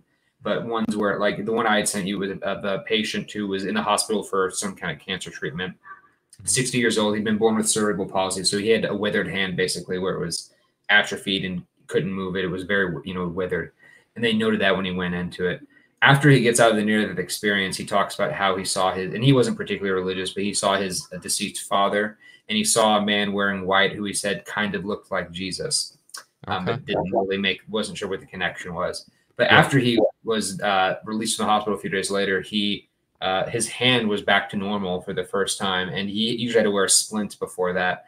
And so doctors noted that. And when she'd asked the nurse and stuff like, did he have any kind of physical therapy for his hand? She's like, nope, we didn't record any kind of like that. But the muscle mass had returned after he had woken up. So that's one example. There are examples where people have had, there's one back in the 40s I think Dale knows Dr. Joe Bergeron. He wrote a book because he was close to the family about a case of Betty Baxter, who was a 16-year-old in the 1940s who was born with congenital scoliosis, where her spine was basically crooked in a severe way. It gets worse when you get older. So by the time she was a teenager, she could barely sit up. When she was in a chair, her head would basically be down in her lap, and really, really sad, constantly on morphine. But she'd had a near-death experience, and she didn't get healed after the near-death experience, but during the near-death experience, she had a vision. She saw heaven and Jesus told her she was going to be healed on a particular day. I think it was like August 3rd. I'm making this up, like August 30th, 1941 or something like that. Right. So on that day at 3 p.m., time exactly. So on that day, all the neighbors gathered and were praying for her. And then sure enough, at that time, she says that she could see Jesus coming to her. And he was in the vision, he was rubbing his hand against her back. And all the witnesses heard a cracking noise. And she was like sat up for the first time and lifted up the chair and was excited, running around. And newspapers reported this, a few days after this happened, and they interviewed some of her doctors, and they didn't have an explanation. So really strange stuff when that happened. So I don't know what the correlation there is between healing and near-death experiences. Sometimes there is one, but it is sort of an overlap with my area of interest. Yeah, no, absolutely. And I don't know, and Dale, maybe you can comment on if you guys got into that correlation of healing. I don't remember if Bruce actually goes into like healing and near-death experience, the correlation between the two in the book after. But if you talked about that with him, I'd love to hear about it. So I didn't talk about that with him in the interview that I did. Okay. I'm trying to remember because it's been so long, but so just if we're doing recommendations, the best book I've seen, if you want like a summary of the field, it's a bit dated now, but it's from like 2010, I think. But the Handbook of Near-Death Experiences, which summarizes, you have that already, Tyler. But I've heard of it. Yeah, I haven't looked at it yet. So that's a really good go-to source, and it covers all of the different aspects, right? Like pleasurable NDEs, distressing NDEs. And it's written by a bunch of the scholars and stuff. And there's a chapter on non-Western NDEs and the differences, how the culture impacts and stuff like that. And from what I remember, there was an account of a healing, but I can't remember anything about it or something like that. But there was at least one account that I remember reading in that book. Mm-hmm. Another good place that might be helpful, Jeff Long, and he has a website called nde'S. I can actually show it to you guys, but he just collects online a bunch of accounts. Now he doesn't necessarily always screen them and stuff like that, so you'll get a lot of anecdotes, but he does have certain, in terms of the updates, it looks like he has exceptional NDEs where he goes into that, and obviously, so yeah, so basically this is just kind of a list of a catalog of all the NDE tales that are out there and people can contribute to it and stuff. So again, it's a popular level source, but like it's got a lot of anecdotal evidence that you can go to. So I feel like the addition of what Caleb was talking about just a moment ago, because he had mentioned cases in which this experience happened to a child. I would be particularly interested in finding out what the data is on the let's say, level of vividness or reality of a thing for a child who becomes untethered from their body and has these, like, you know, unfettered experience, because it's just weird. Like, the entire thing to me is kind of like, I feel my brain going like this, you know, I feel like I'm getting older. That's a Paralandra reference for those who get it. But I feel like I'm trying to think about what it would be like to be disembodied, but the only experience I have is by means of my body. And so it's weird to try to imagine this, but children are often in a place to be a little bit more sensitive to things of this regard in general. And so I feel like it would be interesting to, I don't know if any of you guys have read anything on that particularly, what the experience of children. I think Melvin Moore specifically did a book or an article on that, because I think he's a pediatrician or like a child psychologist to my knowledge. So I know there's a particularly famous one he did involving a girl who had drowned, and this is actually the one that got him in, I think, involved. She had drowned and she had returned, and they were able to resuscitate her. Surprisingly, she came back, and she went into this long detail about how she had seen an angel named Elizabeth, and the angel took her hand and showed her where her parents were. And, her mom was, when they had gotten the call that she had drowned and was basically dead, her brother was playing with a certain truck. Her mom was cooking chicken and rice. Her dad was listening to his favorite song, et cetera, et cetera. And she described this in great detail. And she also described like an OBE during the hospital room. And the doctor was really surprised. He was writing all this down.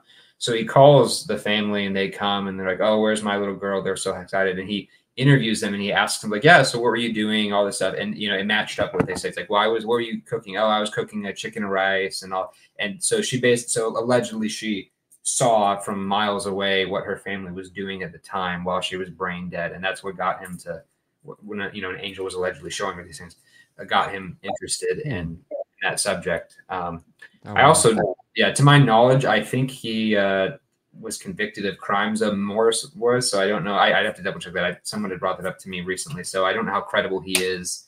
But I think as a doctor, he's generally accepted. I don't want to do an ad hominem, but I saw that as an objection that an atheist had raised when someone raised one of those cases. Like, well, the guy was convicted for some kind of other crime. So I don't know. Take that with a grain of salt. I think the girl's name was Katie, if I'm not mistaken. It might have been a pseudonym, but yeah. A pseudonym? Okay, yeah. And I think she was the one, if I'm not mistaken, she was the one that actually saw the number on the top of the ambulance or something as well.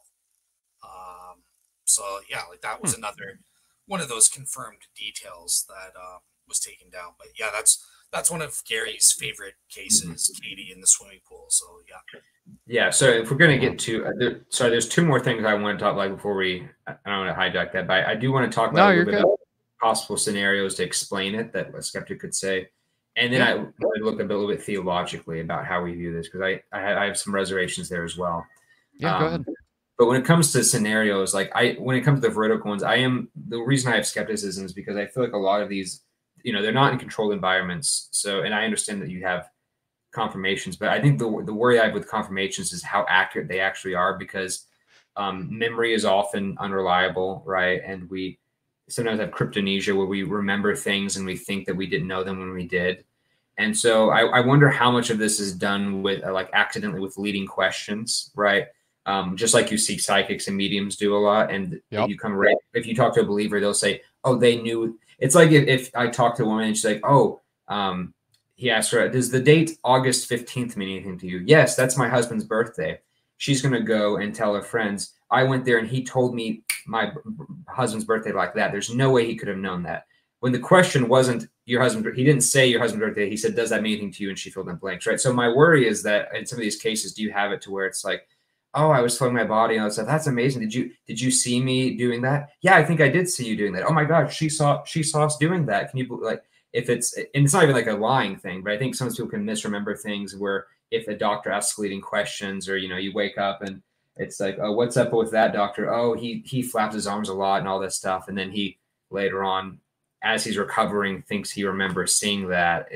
Again, these are very speculative, but we know that stuff like that can happen with other instances. So I think it's hard to rule those out in some cases, unless you can show that there was absolutely no way they contacted anyone and that the details were accurate. That I think what you'd have to do is you'd have to have the event be written down and recorded by someone independently, and then have someone verify it without interacting with them. Like if, you know, like if someone's like, okay, she went to her house and wrote down on a notepad, the school bus is yellow at her home. And then she comes and tells her, oh, I saw you write that down. And then she goes and grabs it and says, yep, this is what I wrote. Can you believe that? Or something like that. Because I think in memory, I am kind of hesitant to trust in those kinds of signatures. So I think that's a plausible natural explanation for a lot of these cases if I was going to play skeptic. See, and to that point, Caleb, I like what Bruce, really does in his book After, and that is, now granted, again, he's the one writing the story, and he's the one that had his, his interactions with these people. And so we're only getting what he decided to put in his book, obviously. But from the way he laid it out is that he asked them basically 3 questions. A person that has been confirmed, so to say, to have a near-death experience is that, what do you remember before? What do you remember after? And then what do you remember during? And then after they lay out the during, specifically, because you mentioned the, the flapping the arms thing, from my understanding of Grayson's account anyway, is that they told that to him. So the person that had the near-death experience told that to him, and then Bruce went and verified that with the doctor and the surgeon that was performing the surgery. And he was like, he was all offensive about it at first, like, who'd they talk to, kind of like what you were saying. And apparently it was no one. But again, that's coming from, the psychiatrist that interviewed the person that wrote the book. So if he decides to leave out details or whatever, that's all on us, but, or that's all on him, I should say. But yeah, I definitely hear what you're saying there. Yeah, and it's just hard to know. Like, I don't think that works for all the cases, but I think it's just hard to know either way. And Dale probably knows about this case. There's a really well-known one called Mary's Shoe, right? Where there's this Hispanic woman, I think back in the 70s, who's having near-death experience, and she sees herself above the hospital, and she sees on like the ledge that there's a shoe. It's like blue and it has like one of the aglets, that word, right? Like very specific description. So she wakes up and describing this, and she tells her that, like, and so the nurse goes and checks, and sure enough, there's this thing on there, right? It's amazing. I know Keith Augustine mentions some researchers who went to that hospital a couple of years after that, and they said that when they looked in the room that she had been admitted to, the shoe would have been visible from that ledge, and so it's like they can't know that she didn't see it before or after and had pieced that together in her mind or something. But basically, there's a way she could have. So when you're trusting details about like, oh, they could, no one's verified that, they would have been. Sometimes it's hard to know, right? Now I know that the nurse in that case disputed that and said, well, the hospital building's been changed and it actually wasn't that one. But then it's sort of just her word versus theirs, and I don't know. So it's kind of difficult to really know. So. No, I hear you. And I definitely want to get into what you were thinking about theologically, and maybe we can shift the conversation to that aspect, because, for the last 30 minutes of this conversation anyway, because I see it going for 2 hours. We're at the 1 hour, 34 minutes, and this has flown by for me. So I've really enjoyed the conversation so far. But so I definitely want to get into like how the Orthodox, so now this is just a view that so to my understanding, Orthodox Christians kind of view death and what happens during and pretty much after death a little bit differently. There's some Christians that believe in what we would call a particular judgment, which I think all of us can really agree with that. Like, we will be judged in one way, shape, or form for the things that we did and that we didn't do on earth. And then, the final judgment. But to my understanding, Orthodox Christians have different ways of articulating that. And the book that I've been reading on that is Departure of the Souls. That is going to correlate to the image that I set as a thumbnail. And so I want to talk about that. But Caleb, I'll go ahead and let you, I know you said that you wanted to lay out a theological, and Dale, if you want to comment on this too. Yeah, go ahead. Oh, I thought you were going to ask Caleb something. So I wanted to add just a quick question. But yeah, go ahead. I would also like, because some people say that Paul, the Apostle Paul, experienced an NDE in the Bible. Oh, with his trip to heaven, the third heaven? Yeah, Some people interpret that as, oh, he had a near-death experience. But yeah, if we're doing something else, never mind. Go ahead and ask. Yeah, maybe an OBE, because he says he doesn't know if he's out of his body. But if that's the case, I don't know if it would even be an out of body. He says whether I was in the body or not, I don't know. So right, it's hard to tell.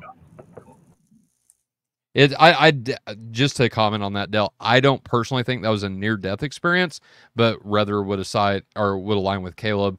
And Paul says, whether I was out of the body or in the body, I don't know. So he could have been taken up like Enoch was, for example, in the body, and Elijah. We have both biblical, testaments of that actually happening, and was sent back, whereas Enoch and Elijah, from our understanding and from the scriptural records, was kept there. Or he could have had an out-of-body experience, or what John describes, for example, St. John in the Revelation, as being in the spirit. And so this is more like a vision than maybe an out-of-body experience. But the thing that really gets me is that what Caleb said, and Paul specifically uses the phrase, whether I was in the body or out of the body, I don't know. And so that makes me lean more toward an out-of-body experience rather than an in-the-spirit type. But maybe those two things and that time meant the same thing for those guys. I don't know. But Josh, I saw you unmute. Well, I was going to say that I thought it was interesting also to kind of toss around the idea of because when you mentioned Paul possibly having a near-death experience and then having this thing that you're saying, oh, it might have been an out-of-body experience, actually contrasting that with John in the Revelation to say, I was taken up in the spirit, whatever that means. And then that seems to exclude his body from the experience, but he also was having sense data. So I feel like if one of them was having a near-death experience, it might have been John rather than Paul. But it's definitely a trip to kind of think about, because I hadn't been thinking about Paul in the third heaven as something like that. But I think you're right. It's interesting that he does include whether I was in or out of the body, as though that was already in his head as a possibility, and had to include that. It kind of makes me wonder if people were having similar experiences, or if any of the other apostles had experiences like that, where they did say, I was out of my body, something like that, because the addition of that information seems rather conspicuous. Yeah. Right. Yeah. Cool. So go ahead, Caleb, because I know Caleb wanted to raise a theological question or something. So. Yeah, you can go ahead real fast. Oh, for me, well, yeah, like I said, I was kind of asking you guys. I tend to not think it was it's referring to an NDE and stuff, but yeah, like it is interesting and stuff. I've never gotten to the bottom of it and stuff, so that's why I just wanted to ask you guys, like, what do you guys think about it? Because I know that's something people have brought up and stuff. So yeah. Yeah, no, that's good. Do you think we answered that, Dale? Yeah, I think so. Yeah. And again, in terms of do we know 100%? I'll ask God. I'll ask God in the end. It's not something keeping me up late at night, but it's just interesting. So yeah. Right. If I die before you, I'll ask Paul, and then whenever you have an NDE, then I'll come back and physically or spiritually, I should say, escort you to heaven. I'll be your guide, and then we'll go from there. And I'll let you know what he said. I think I'm going to be going and speaking to Paul first. I've got at least a decade on you. I don't know. Well, maybe, but you never know. I'm here actually because Caleb's young. Josh, are you the same age as Tyler? I have no idea how old.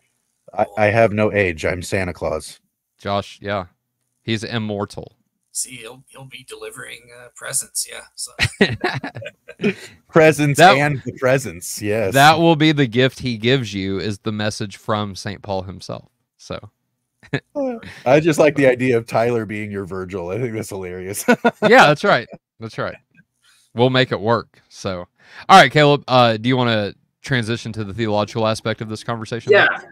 So I think you and Josh actually sort of alluded to this, but one of the concerns I sort of have when people see heaven and more rarely hell is that I don't really understand these to be present states. Like, I don't think anyone is in hell currently. I think it's a future state, right? So when people say, "Oh, I saw my dead loved ones" and all this stuff, it seems kind of paradoxical to think that they're, with God in that kind of way, that it's not a future state. Now, I know that there's debate in terms of soul sleep or intermediate period. I can understand that, but I feel like when you're out of the body at that point, they describe it usually. Sometimes it's a light, but sometimes they describe. Oftentimes it's described in like bodily terms, right? And that might be the brain filling in. It's like I saw so and so, and they were wearing so and so, as if disembodied souls wear clothes, right?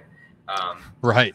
So like it kind of these weird things, and so maybe you could say that's the brain mitigating that.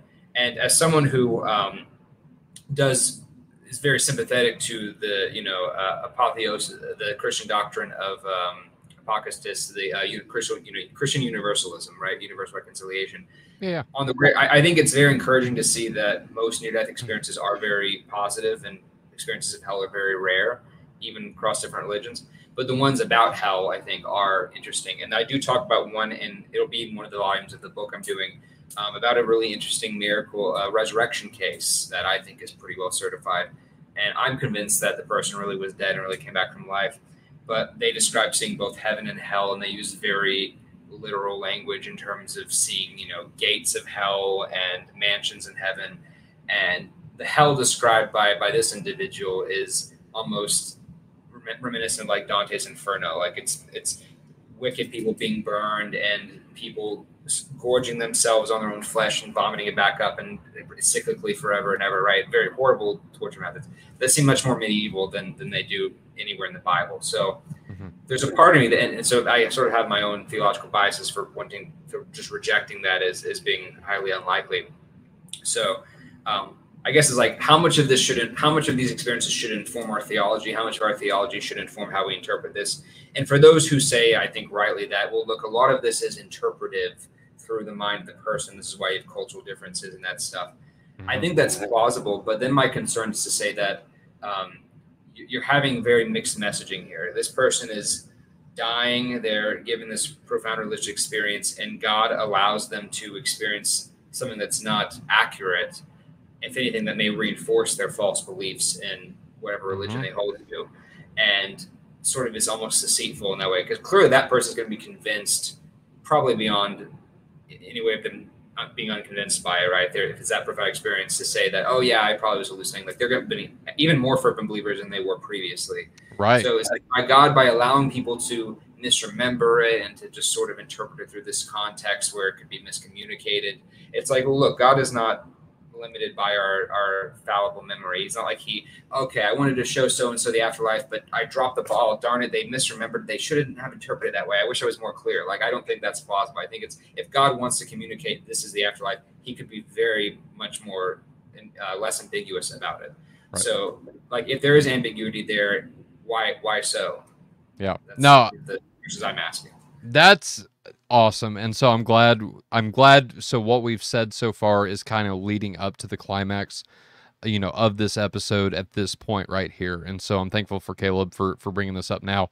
And I know like Orthodox Christians would answer that. And I don't want to give all the information away at this point, because I'm actually going to do an episode here relatively soon. I'm not going to say it's going to be in the very, very near future, because we're going to bring him on with Father John Whiteford and Father Joseph Gleason to do an episode of why we ought to believe the consensus of the saints whenever it comes to dogma and doctrine.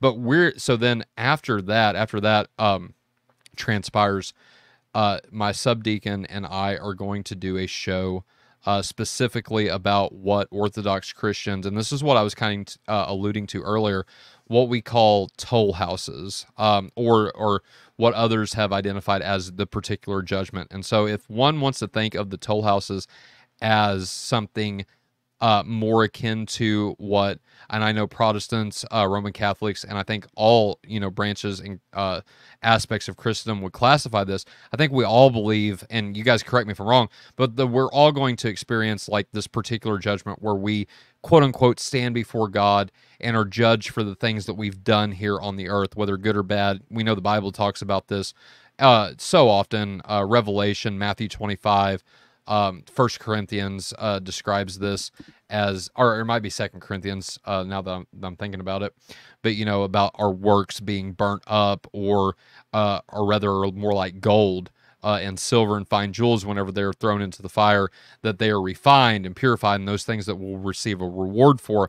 So I think that we all have an understanding that we're going to be judged on the basis of our works, whether that's, entrance into heaven, or whether it's rewards for, whenever we get to heaven, it's the rewards that kind of separate us in a hierarchical kind of sense.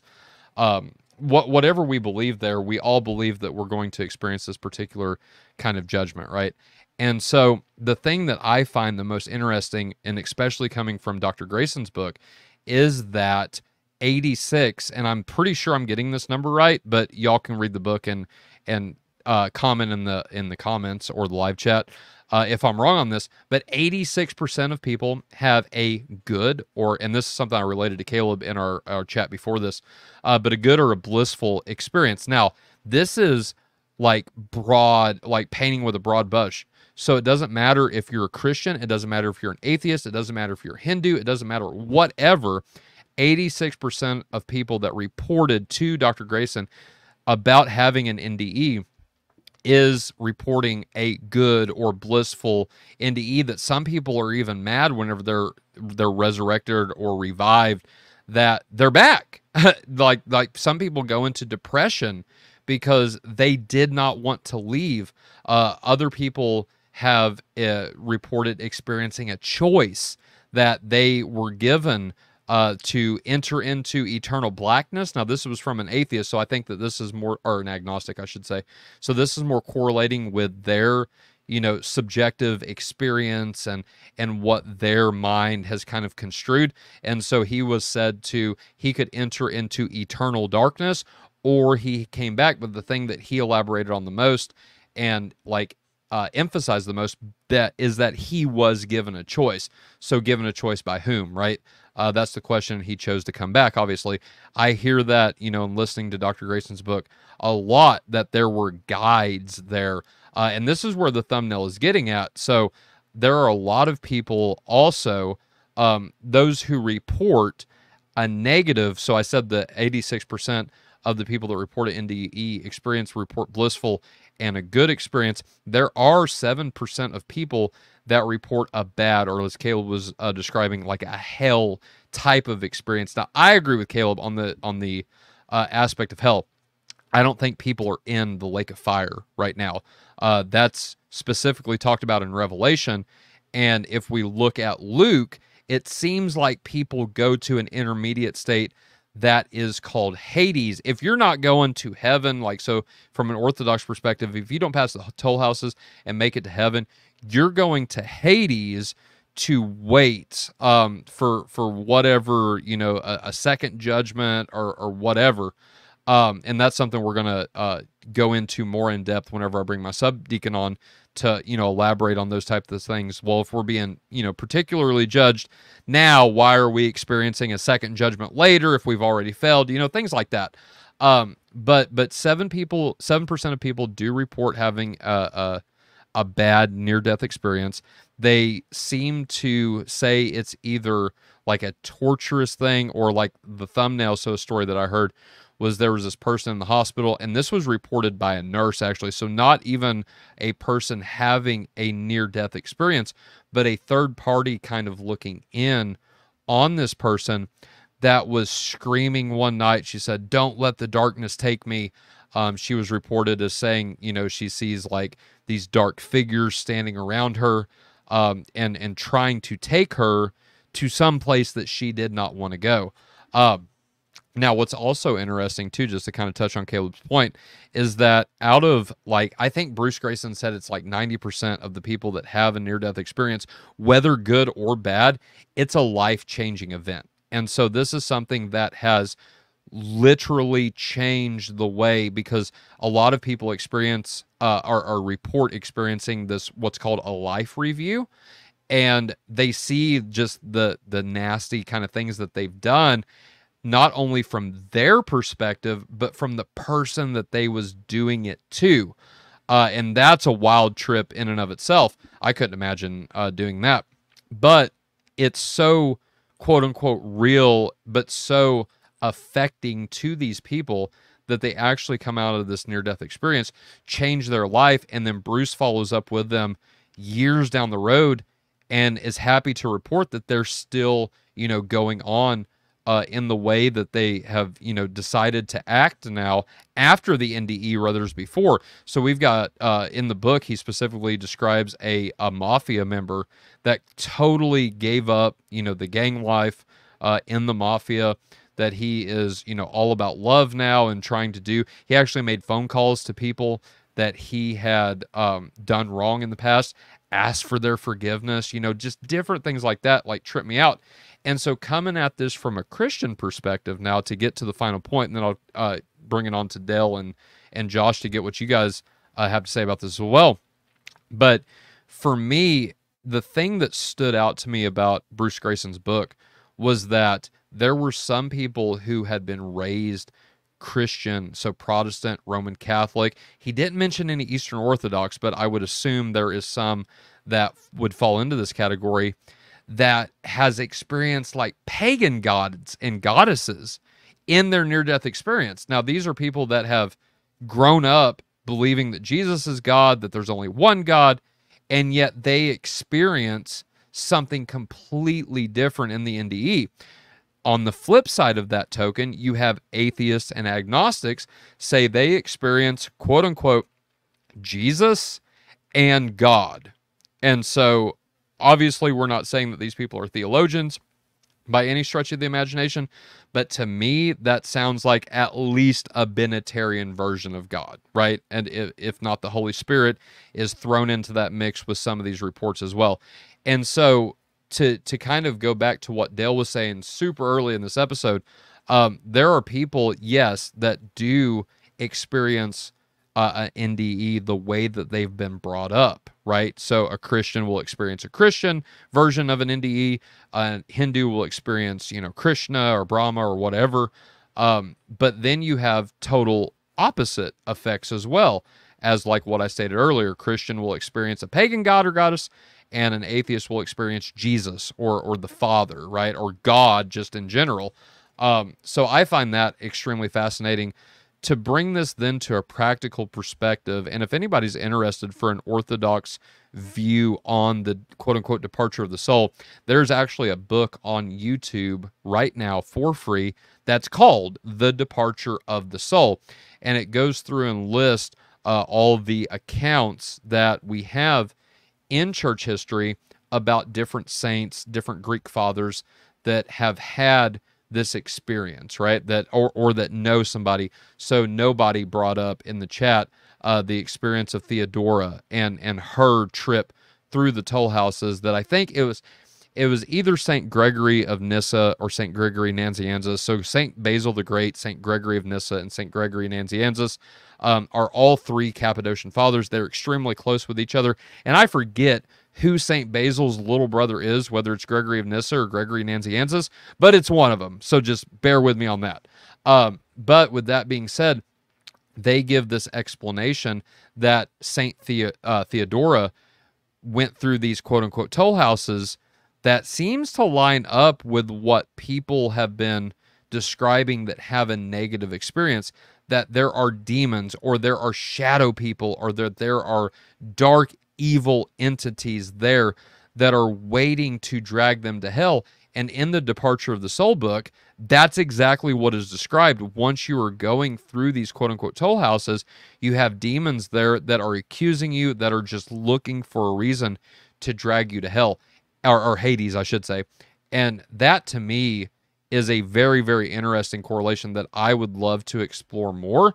But I asked my subdeacon about this the other day, and to wrap this up here and at this point, is that it seems like to him, and what other Orthodox Christians would say, is that if somebody is experiencing a blissful, good, quote, NDE, like this euphoric type of NDE, that doesn't have anything to do with Jesus or with God the Father or the Trinity or the Holy Spirit, it's a deception. But I think that you, Caleb, raise a good point at that point to say, well, then why would God allow, a loving God that is trying to save as many people as he can? I know you're a universalist, but and that will save as many people as he can, you know, kind of from your perspective. Well, then why is he allowing people to experience this in the first place? Why not just kind of butt in and say, hey, look, no, that's not right. This is right. No one comes to the Father but through Jesus. This is what Jesus said in John, and that's it. So why allow this to begin with, which is a question I have. So Josh, I will, and Dale, I'll turn that over to you guys, and Caleb, if you want to comment. I know I was really long-winded on that aspect, but like I said, this is kind of the pinnacle of the conversation that I wanted to get to. So with that being said, guys, if you want to jump in, feel free. Just so I know, you can't Yeah, go ahead, Dale. term toll houses. Is this some like Orthodox terminology, or is this? Correct. I've never heard what. Okay, Yeah. so this is something tech. Okay. Yeah. You can, and for anybody that's interested that wants to do like a study on this, just real quick, or watch a video on it. So Craig Trulia and Father John Whiteford did an episode on the quote unquote toll houses, and you can find that on Craig's channel, Orthodox Christian Theology, and that's on YouTube for free for anybody that's interested. Gotcha. Okay, so here's my answer. No appeals to toll houses or something. Right? Yeah, so, fair enough. I think it's something that I mentioned early, that we have to be responsible, right? In the first place, we do know these are near-death experiences, not death experiences. We're not experiencing the afterlife, either Right. the end state or the intermediate state. And obviously, we can tell, right? From a Christian perspective, 7% of people going to hell is just wrong, because I think it's going to be the vast majority of humanity that will be damned. I think The road that leads to destruction is wide. The gate. What? How's it go? Yeah, narrow is the gate the path that leads to life. There you go. Wide, yeah. The wide path leads to damnation and stuff like that. So, right. So just right there, it's important to know we have ways of being able to tell that these experiences are not necessarily indicative of the afterlife, and we're responsible to know that, right, to some extent. So it's not the case that God is allowing as much deception as you may have in mind. Now, to Caleb's question, but he's still allowing them to have these experiences that maybe of a Hindu god, or maybe of something that's not exactly Christian kosher, I guess, right? Why would he allow something like that? So one answer that I've heard in the literature is that he doesn't have a choice. It's necessarily the case when you're in an NDE state, your experiences will be filtered. And some NDE experts have said, even if you're experiencing the proper thing unfiltered while your soul's separated from your body, once it reconnects, it's filtered through your brain. So you're misremembering what you saw in a way. It's filtered through your cultural lens. So that's one answer. Another answer is saying, okay, let's say you actually are experiencing these things that don't correspond to the way the afterlife is. Why would God allow that? And the way I see that, this is the answer that I actually go for, is that I think that it's, again, because God in his providence is providing people with the experiences that they need. He's not necessarily authenticating, hey, this is the way the afterlife is. That's a false assumption that we're making after the fact. And it's kind of Caleb, you're a Christian too, right? Are you going to blame God and say, hey, it's what atheists call the deceptive concealment argument? And we talked about this on an open mic. Are you going to say, well, look, the parables say that, people in heaven and hell can talk to each other, and it's possible for them to dip their fingers in and give a little drop of water? No, that God isn't being deceptive about the nature of heaven and hell, even though those elements aren't true. He's giving the parable to make a point. And I think that's what the NDEs are doing. It's for a point, and it's designed to appeal to those individuals that are having it. And God knows in his providence what will accomplish his will in giving that specific experience to those people. But just to kind of, last thing I want to say on this concealment, deceptive concealment thing, just to think about it, right?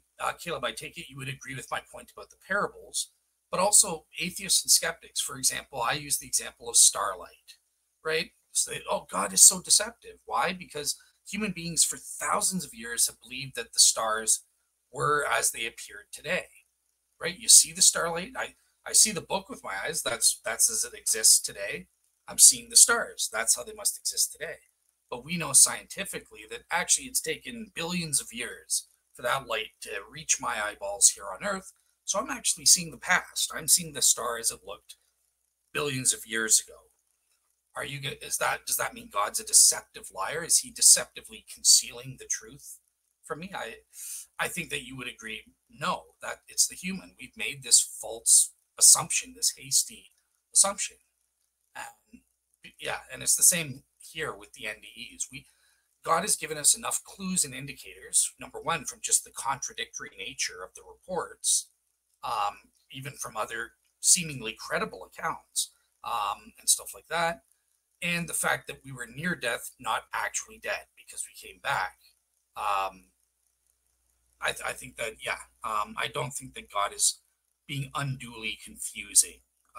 If we sat down and thought critically, I think we could come to the conclusion, at the very least, we would say, look, I have no idea what the afterlife is like, but I did have this experience, and I'm going to dwell on what was the point. What does God want me to get from this, or something?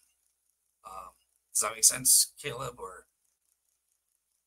talking nonsense? Yeah, I mean, I think the first part I would sort of write off as a little ad hoc, the idea that like we have no choice but to filter through that, as if, God can't give memories in a certain way, or that God couldn't simply, it's almost as if the soul is like getting untethered and God can't stop, because most people don't have near-death experiences, right? So as if God is powerless to stop. Oh, that one's floating up. Oh, he's out. God could make no one have a near-death experience if he really wanted to, I presume, in that way. But I think your second point was stronger to that degree. I don't think that starlight would be deceptive, because I think scientific discovery is inherently a good thing. And so God is basically putting us in an environment saying, go figure it out for yourself. And we are able to learn lots of things about creation, which is great. I feel like things within religious contexts that are sort of revelatory or taken as revelatory are a different category than that, where it's us just discovering things, where something that seems like it's explicitly involving God or some supernatural being appearing with a message, that's much more significant. What was that?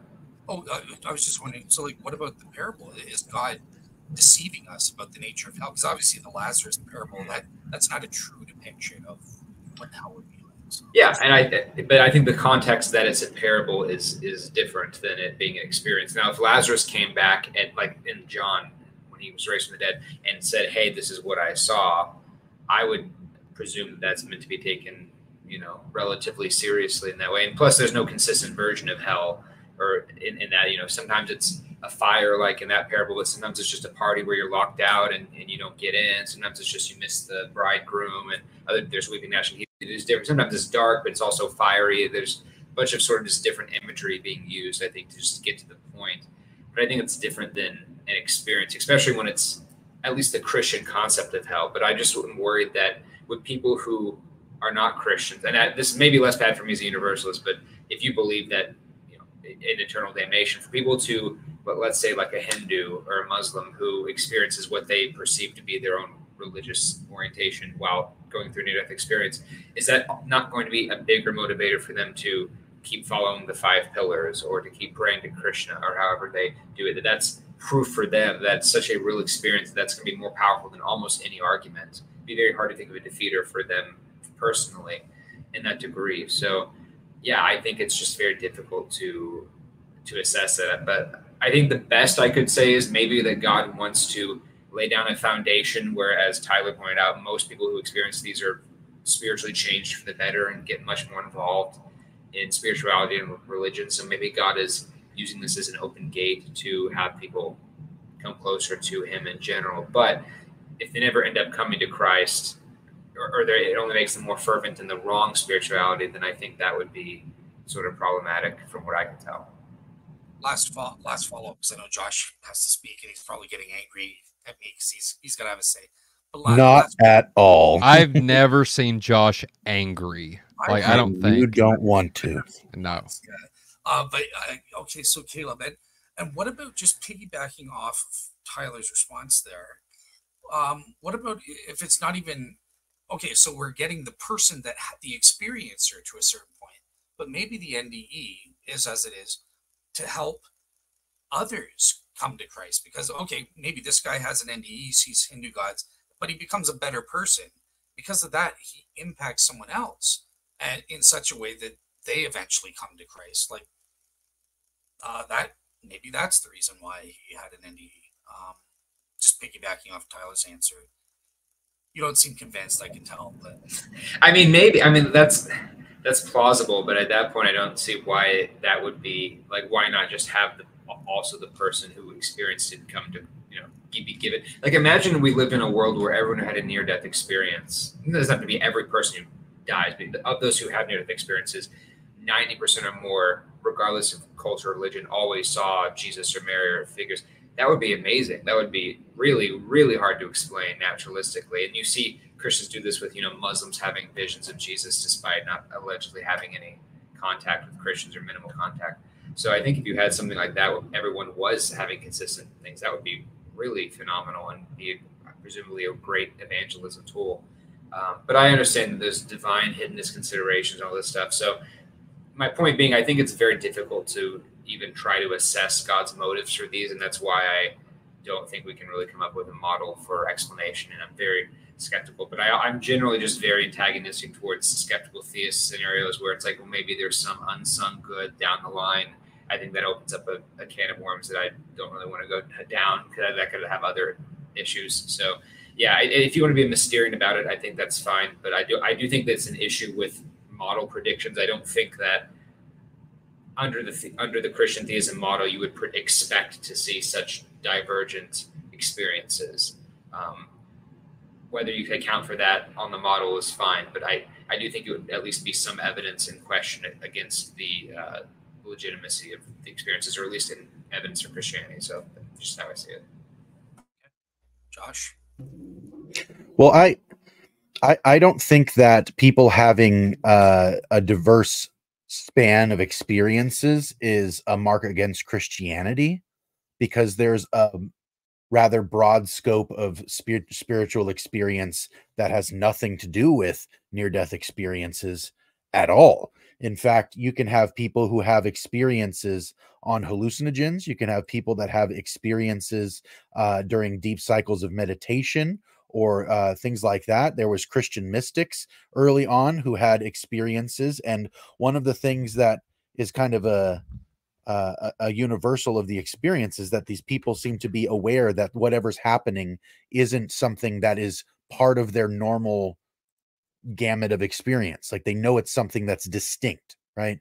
And I think it's actually a mark in favor of something that is not naturalism, at least, to say that these spiritual experiences being something that's a kind of rather universal thing that isn't confined to one particular culture or one particular region or one particular faith or anything like that, that this kind of has a broad scope, I think is actually a mark in favor of its being a more real thing. Because if everybody was just reporting the same thing, it would be far easier for people to just fabricate an experience and say, oh, I saw the same thing as old so-and-so over here, right? And so I think that the fact that they're markedly as individual as the people that are experiencing them is actually a mark in favor of them being more reliable rather than less reliable. But I'm kind of, I don't want to say weirded out, but I'm intrigued by the idea that people who grew up in a Christian worldview are seeing, let's say you called it pagan gods or something of that sort. I'm not entirely sure how that's distinguishable from the experience of perhaps an angel as a lowercase g god. Perhaps it's just some of the intuitive imagery that we've inherited, because it seems like, before there were explicit texts written about this or that god, that there was at least a common shared conception visually of some of the traits that would demarcate them, right? And so, like, before we had a sculpture of Ares, right? Then somebody made a sculpture or a painting or whatever. They derived the image that they're putting down or making from something, right? And then the other people that see it either have to be told or are able to recognize it as such. One of the things that kind of draws my attention to is actually maybe not a near-death experience, but something that's always been odd to me, is that on the Mount of Transfiguration, Peter and John and James don't have to be introduced to Elijah and Moses. they seem to be able to recognize these figures, though they're thousands of years apart in actual time. They've never met each other. It's absurd. They don't have any photographs. There's no video evidence. There's no way for them to know Moses and Elijah distinctly. They know Christ because he's been with them for, the entire ministry.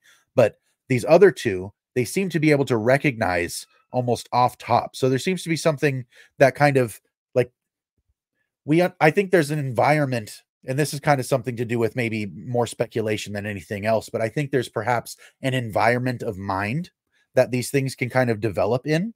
And it's like over time, people have like this commonality, but also the individualness of their experiences, and kind of the combination of those two things. Like if this person leaves their body and becomes untethered, like we said before, and merely enters this environment of mind, let's say, perhaps that environment is actually shared more like a spider web than it is like a room, right? That there are things that extend out into other people's experiences that don't actually have to be communicated in the same way, that they seem to have these universal experiences that are connected to intuitions. And when we try to explain them imagistically, we have to latch them onto something. And as humans, our first mode of understanding or learning is by contrast or comparison. And so it seems naturally to lend itself to say, it's like this, it's like that. You know what I mean? The same way that, Dale, you mentioned parables. It's like the parables are similitudes. The kingdom of heaven is like ... And then he makes these comparisons. And, maybe people see the imagery of the parable of Lazarus and the rich man, and they immediately conflate this with heaven and hell, when in fact he's trying to describe Sheol, because heaven and hell weren't actually the developed understanding that we have now, 2,000 years later. This entire scope of imagery that we've inherited throughout history, they were in a different position. And so it's kind of interesting that we do inherit the imagery that we've been exposed to, but in some sense, even if I had never seen the image of one God or another, perhaps in some sort of experience like that, I have an experience where I witness a deity or whatever thing, and then I try to explain it to someone else, and they say, oh, it's like this, and then the association is made. You know what I mean? Like, I don't think that it has to be anything that's a negative mark. I think it's kind of just a feature of human perception to have the individual and the shared collective together. And if that's what we have in material reality, perhaps there's an environment of mind where something similar happens. Again, I'm speculating, but that's kind of what it like brought to mind for me. Is maybe that's too sci-fi for some, but I think that it makes sense. Here. I got to step in and say something stupid, but while you were talking there, Josh, I got a little bit nervous because I saw Caleb pick up some scissors, and I'm like, is he going to be experimenting to have an NDE here? Oh, no. The scissors I'm just playing with the stuff. I had a pin earlier. I'm just playing with stuff. Okay, we don't need to do an experiment. No, it's okay. Oh, man. I think it's interesting that, Josh, that you brought that up, because that was one of the things. And then I think we'll wrap with this at this point, because we're at the 2-hour, 13-minute mark, and I know you guys got to run. But with the idea of trying to explain something. So say somebody has an NDE, they actually see some things, because I truly, like, don't get me wrong, guys, I believe that there are people, at least one of these people, so we'll say the 1%, have actually had an experience, right? And so they're coming back from this experience and trying to explain maybe something divine in human terms, right? And we all, and for anybody that's watched this show on any regular basis, know that Dale has a vocabulary that I don't have.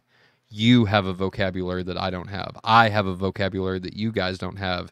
And Caleb is just all off in his own space somewhere. No, I'm just kidding, Caleb. I love you. But the point is that, we all have this different vocabulary that we use, and different metaphors that we would use to explain something. Josh and I, in trying to explain and having talks about Calvinism and non-Calvinism with each other. Oh, man.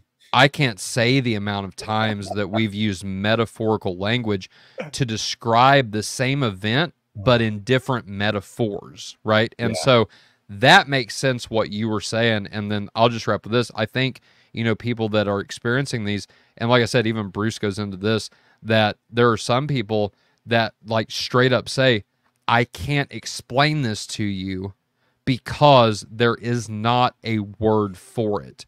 The vocabulary of humanity at this point, no matter what language you're speaking, it's limited to what I experienced. And so people are trying to do the best they can. There's some people that leave it at that and say, look, bro, I just can't explain it to you. But then there's people that try, and they use metaphors like streets of gold, mansions, for example, hellfire and brimstone for another example, the opposite end of that spectrum.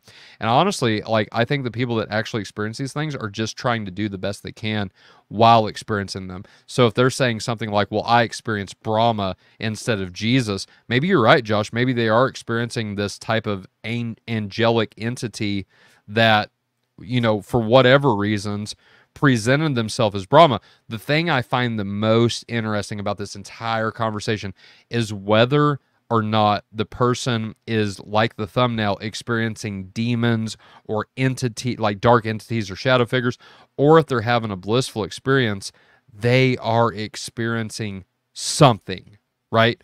Now that's I think that is, unless they're just lying about it, which I would have to believe there are as at least one person that is lying about their experience, right? Maybe not, but I've ran into a bunch of liars, and I'm one of them, to be perfectly honest with everybody. I've done my share of lying in the past, and so No.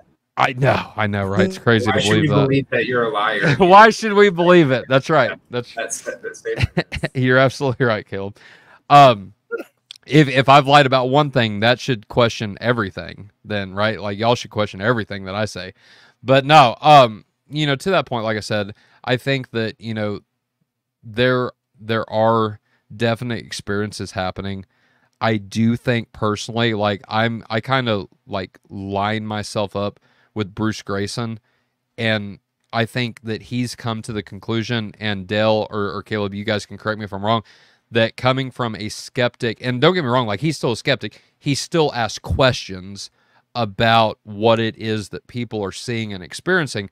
But I definitely think, from his book anyway, it just seemed like to me that he definitely believes in more than just this materialistic realm. That now, whatever, however he identifies substance dualism, panpsychism, whatever, right? There's something else other than the material that we sense with our eyes, nose, mouth, ears, and touch and feel. And so, with that being said, I think that these experiences are very, very interesting, and something that I want to get more books on and learn about more. And hopefully we can have Dr. Grayson on. Like, I know Dell said that he's in contact with him, or was anyway. And if he doesn't answer my email, I did send out an email to him to see if he would be interested in coming to our show to discuss these types of things. But it's definitely an eye-opener for me regardless.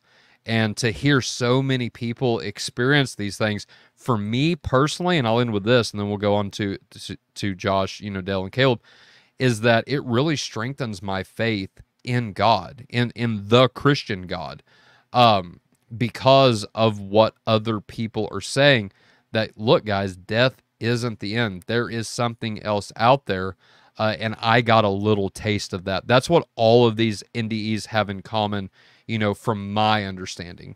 So with that being said, Josh, I'll turn it over to you at this point to give a last word. Then we'll go to Caleb. Then we'll end with Dale, and I will wrap us up. I do have an announcement to make at the end, so y'all, if y'all are watching right now, please wait until the very end. We at Faith Unaltered need your help.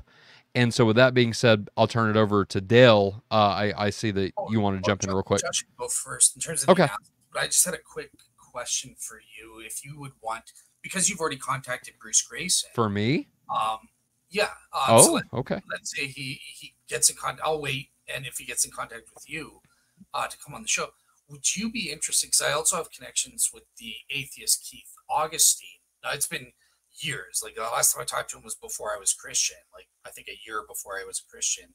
Yeah. But would you be interested, if both parties are interested, maybe we could have a debate or a discussion, because that's something you don't see all the time. Yeah.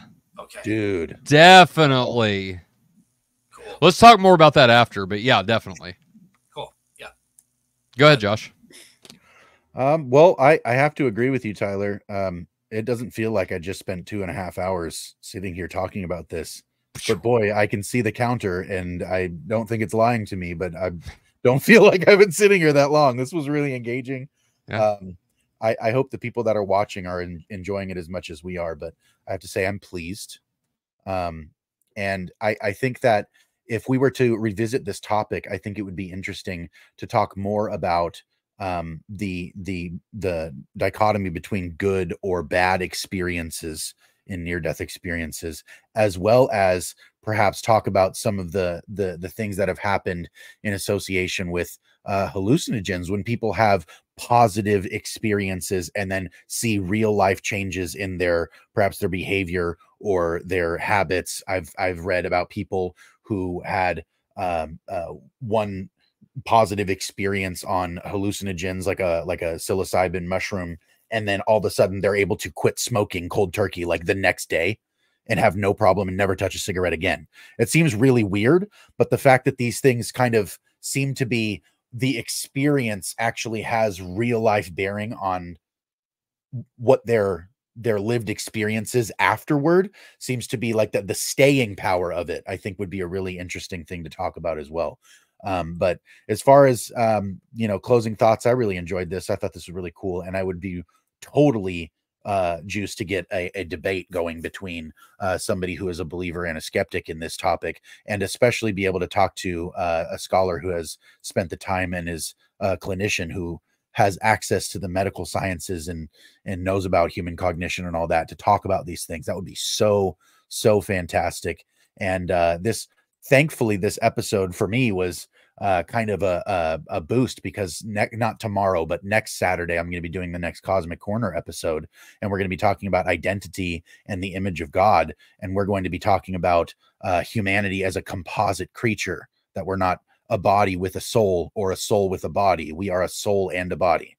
And so I think that this kind of is a nice springboard for me to keep the wheels turning. So I'm really enjoying this. And if anybody likes this kind of topic, should come check out Cosmic Corner on June 1st. You know, Josh, just real quick before we go to Caleb and then Dale, you should be you should feel very, very privileged, because Cosmic Corner was the first episode that was released on the Proof Text podcast from all of Faith Unaltered. It was it was a Cosmic Corner episode.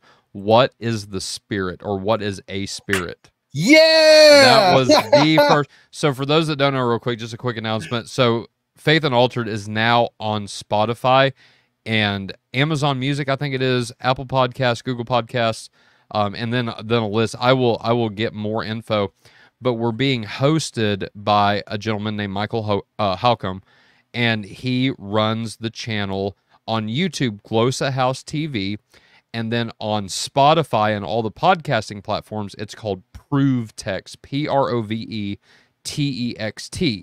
So kind of like a play on proof text, but it's Prove Text. So if you like podcasts and you want more Faith Unaltered on podcast format, then you just search Prove Text in Spotify or your favorite podcasting platforms, and we will be there. So I'm excited to announce that. But Caleb, go ahead for closing thoughts, and then we'll turn it over to Dale. I just enjoyed being on here. Thank you for inviting me. And I forgot to mention this at the beginning, but I have always found this topic to be interesting, not just because of the paranormal, but because I know people who claim to have religious experiences. My grandmother, before she died, she died in 2021, but in 2000, when I was an infant. A wee little lad. Yeah, right. She had an experience where I think she recalled seeing heaven and rows of green grass, and some of her dead son at the time, my uncle, he wasn't dead at the time, other family members that she had, and that had changed her life, and she was always happy, and she said she wanted to go back. So whether or not that was something or just a hallucination, it's not something that I can say, but I have seen how it impacts people's lives, and so it is a personal topic for me. Yeah, no, absolutely. Thank you for that, Caleb. I appreciate it. Dale, wrapping up with you, brother man. nde'S is a topic that I was interested in back in the day. I think I've got tons of books, at least 20 or more books on nde'S. So there was a time I was really, really into it and stuff like that. So, but I think it's definitely good proof for substance dualism, I would say, and even suggestive of the fact that there is an afterlife. We survive the death of our bodies, or biological death. As to whether the evidence can speak to the nature of the afterlife, I'm really skeptical. I don't think that the evidence speaks either way, and I don't think it's I don't think it's rational. I disagree with Caleb there. I don't think it's rational, even on a balance of probabilities, to assume that they do speak to the nature of the afterlife, given the contextual factors of the fact that we know other people have experiences. They seem just as credible, but they're contradictory. That seems to be a clue. Hey, this is like a parable where or something like that, where God's giving me a message, or there's some point to this or whatever, but it's not speaking to the nature. Oh, hell is like this, heaven's like this, or a Hindu God exists, or something like that. Last couple things, just in terms of RSM announcements. So I do have a debate tomorrow with an atheist on the scientific method. Is that better explained on a theistic worldview or an atheistic worldview? And that will be with Darren Lute. And then the next week after, I'm bringing on Dr. Paul Copan, and David Russell will be co-hosting with me to discuss his book, Is God a Moral Monster? Is the God of the Old Testament, I forget Richard Dawkins' famous quote, a malevolent, sexist pig, bully, all those adjectives. But Paul, we're going to be speaking to Paul to find out if that's true or not. And one last thing, this is an announcement for a friend. He just launched a new website. So I just want to share that for people. It's sanity.webador.com. Basically, it's a new website. It's anonymous, but they go after the LGBTQ community and also secularists or atheists and stuff like that. That's kind of their target market, and you can see they've got a bunch of stuff. But I just wanted to advertise that. It's at sanity.webador.com for anyone who's interested in that. But thanks for having me. I had fun tonight. Right on. Caleb, I saw you unmute there for just a second. All I was going to say is that I look forward to that show because I'm not the biggest fan of Copan's kind of defense of that. I'm more in the Randall Rouser, Greg Boyd camp, so it'll be interesting to see how that goes. Awesome. Right on, guys. All right, and so for Faith Unaltered announcements, we need your help, as I said. So for our co-hosts, if you guys want to do this, our guests, or our audience as well. So we're putting together funds to release and launch a website.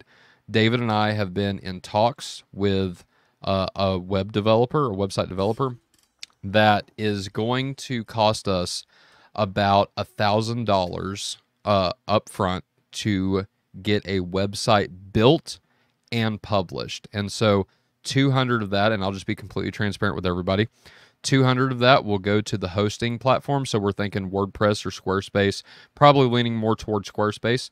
But we would, obviously look at both of them to see which is more cost efficient, which we get more benefits from, yada, yada, yada. And then 800 to the website developer for taking the time to build this, this website. And our goal is ultimately, David and I was in a meeting with this gentleman today at around 10 a.m. And the goal is to have a secondary space to upload our audio to. So if something would ever happen, and I don't foresee this happening, but it's always good to have a backup plan just in case it does. If anything were to ever happen to our stuff on YouTube or anything like that on Spotify, something crazy happens where we get taken off or whatever, we lose access to our channel or whatever, we will have a place to go on the internet and still free for everybody to browse, all of our episodes and things like that for like I said, 100% free. And so that's what we are trying to get in development. Now, we've been in talks with a guy, like I said, and so now I'm making the announcement, and I'll continue to make this announcement for the next few episodes about a fundraising event. And so if you would like to donate to Faith Unaltered, I am encouraging people, if you would like to donate to that particular thing, please do that on either PayPal, Venmo, or Cash App. The reason I say that, and we're probably, I mean, don't get me wrong, we will use super chats on YouTube to do that, but if you donate through YouTube, and I'm going to talk smack about YouTube for a little bit, we only get 60% of what you donate. That goes with super chats, that goes with super thanks, that goes with super stickers, and that's where most of our revenue comes from. And YouTube automatically off the top takes 30% of those funds that you all give to us. 30% of that's going to YouTube. And so with Cash App, Venmo, and I don't know about PayPal, but I know for a fact Cash App, because I use it the most, is maximum, and that's if you want it instantly, it's like 2% or 1.7% that they take from the total donation.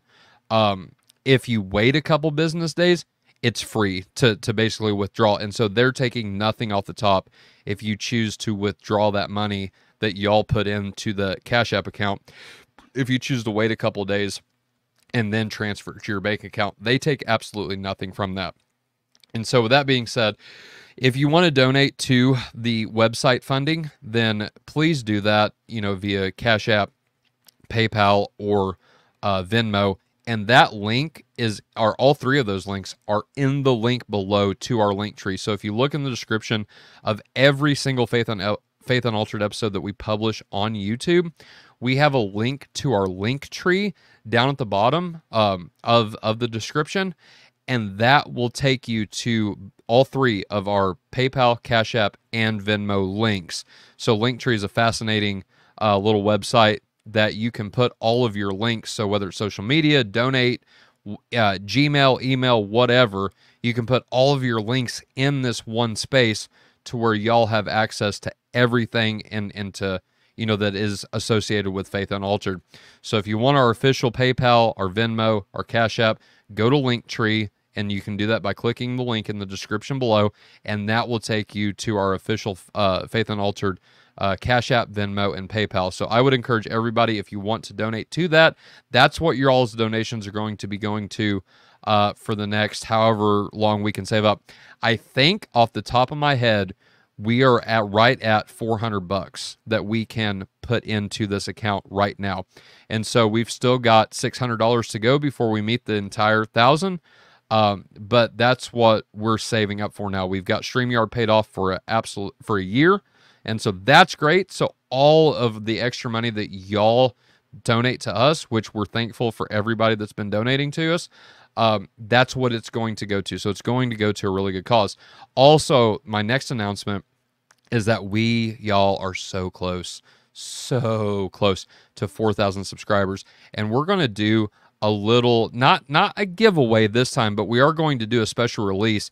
And once we hit 4,000 subscribers, we're going to open up a Patreon account. We've been encouraged by y'all that people would pay a monthly donation just for us and for our ministry, that they like what we're doing here.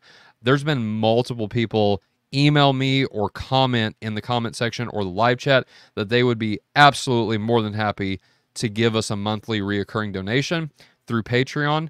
And so we're going to give that back to y'all. So that's what we're going to do with our Patreon account. We're still working through the details about how we want to do the tiers, but I know our Patreon subscribers will at least once a month, get a free, well, not free, you'd be paying, the whatever you pay in Patreon, but you would get a personal live Q&A session with us. So we would live stream a Q&A session, kind of like an open mic to whatever you want to talk about, but only for members. And so that's one of the perks of becoming a Patreon member with Faith Unaltered.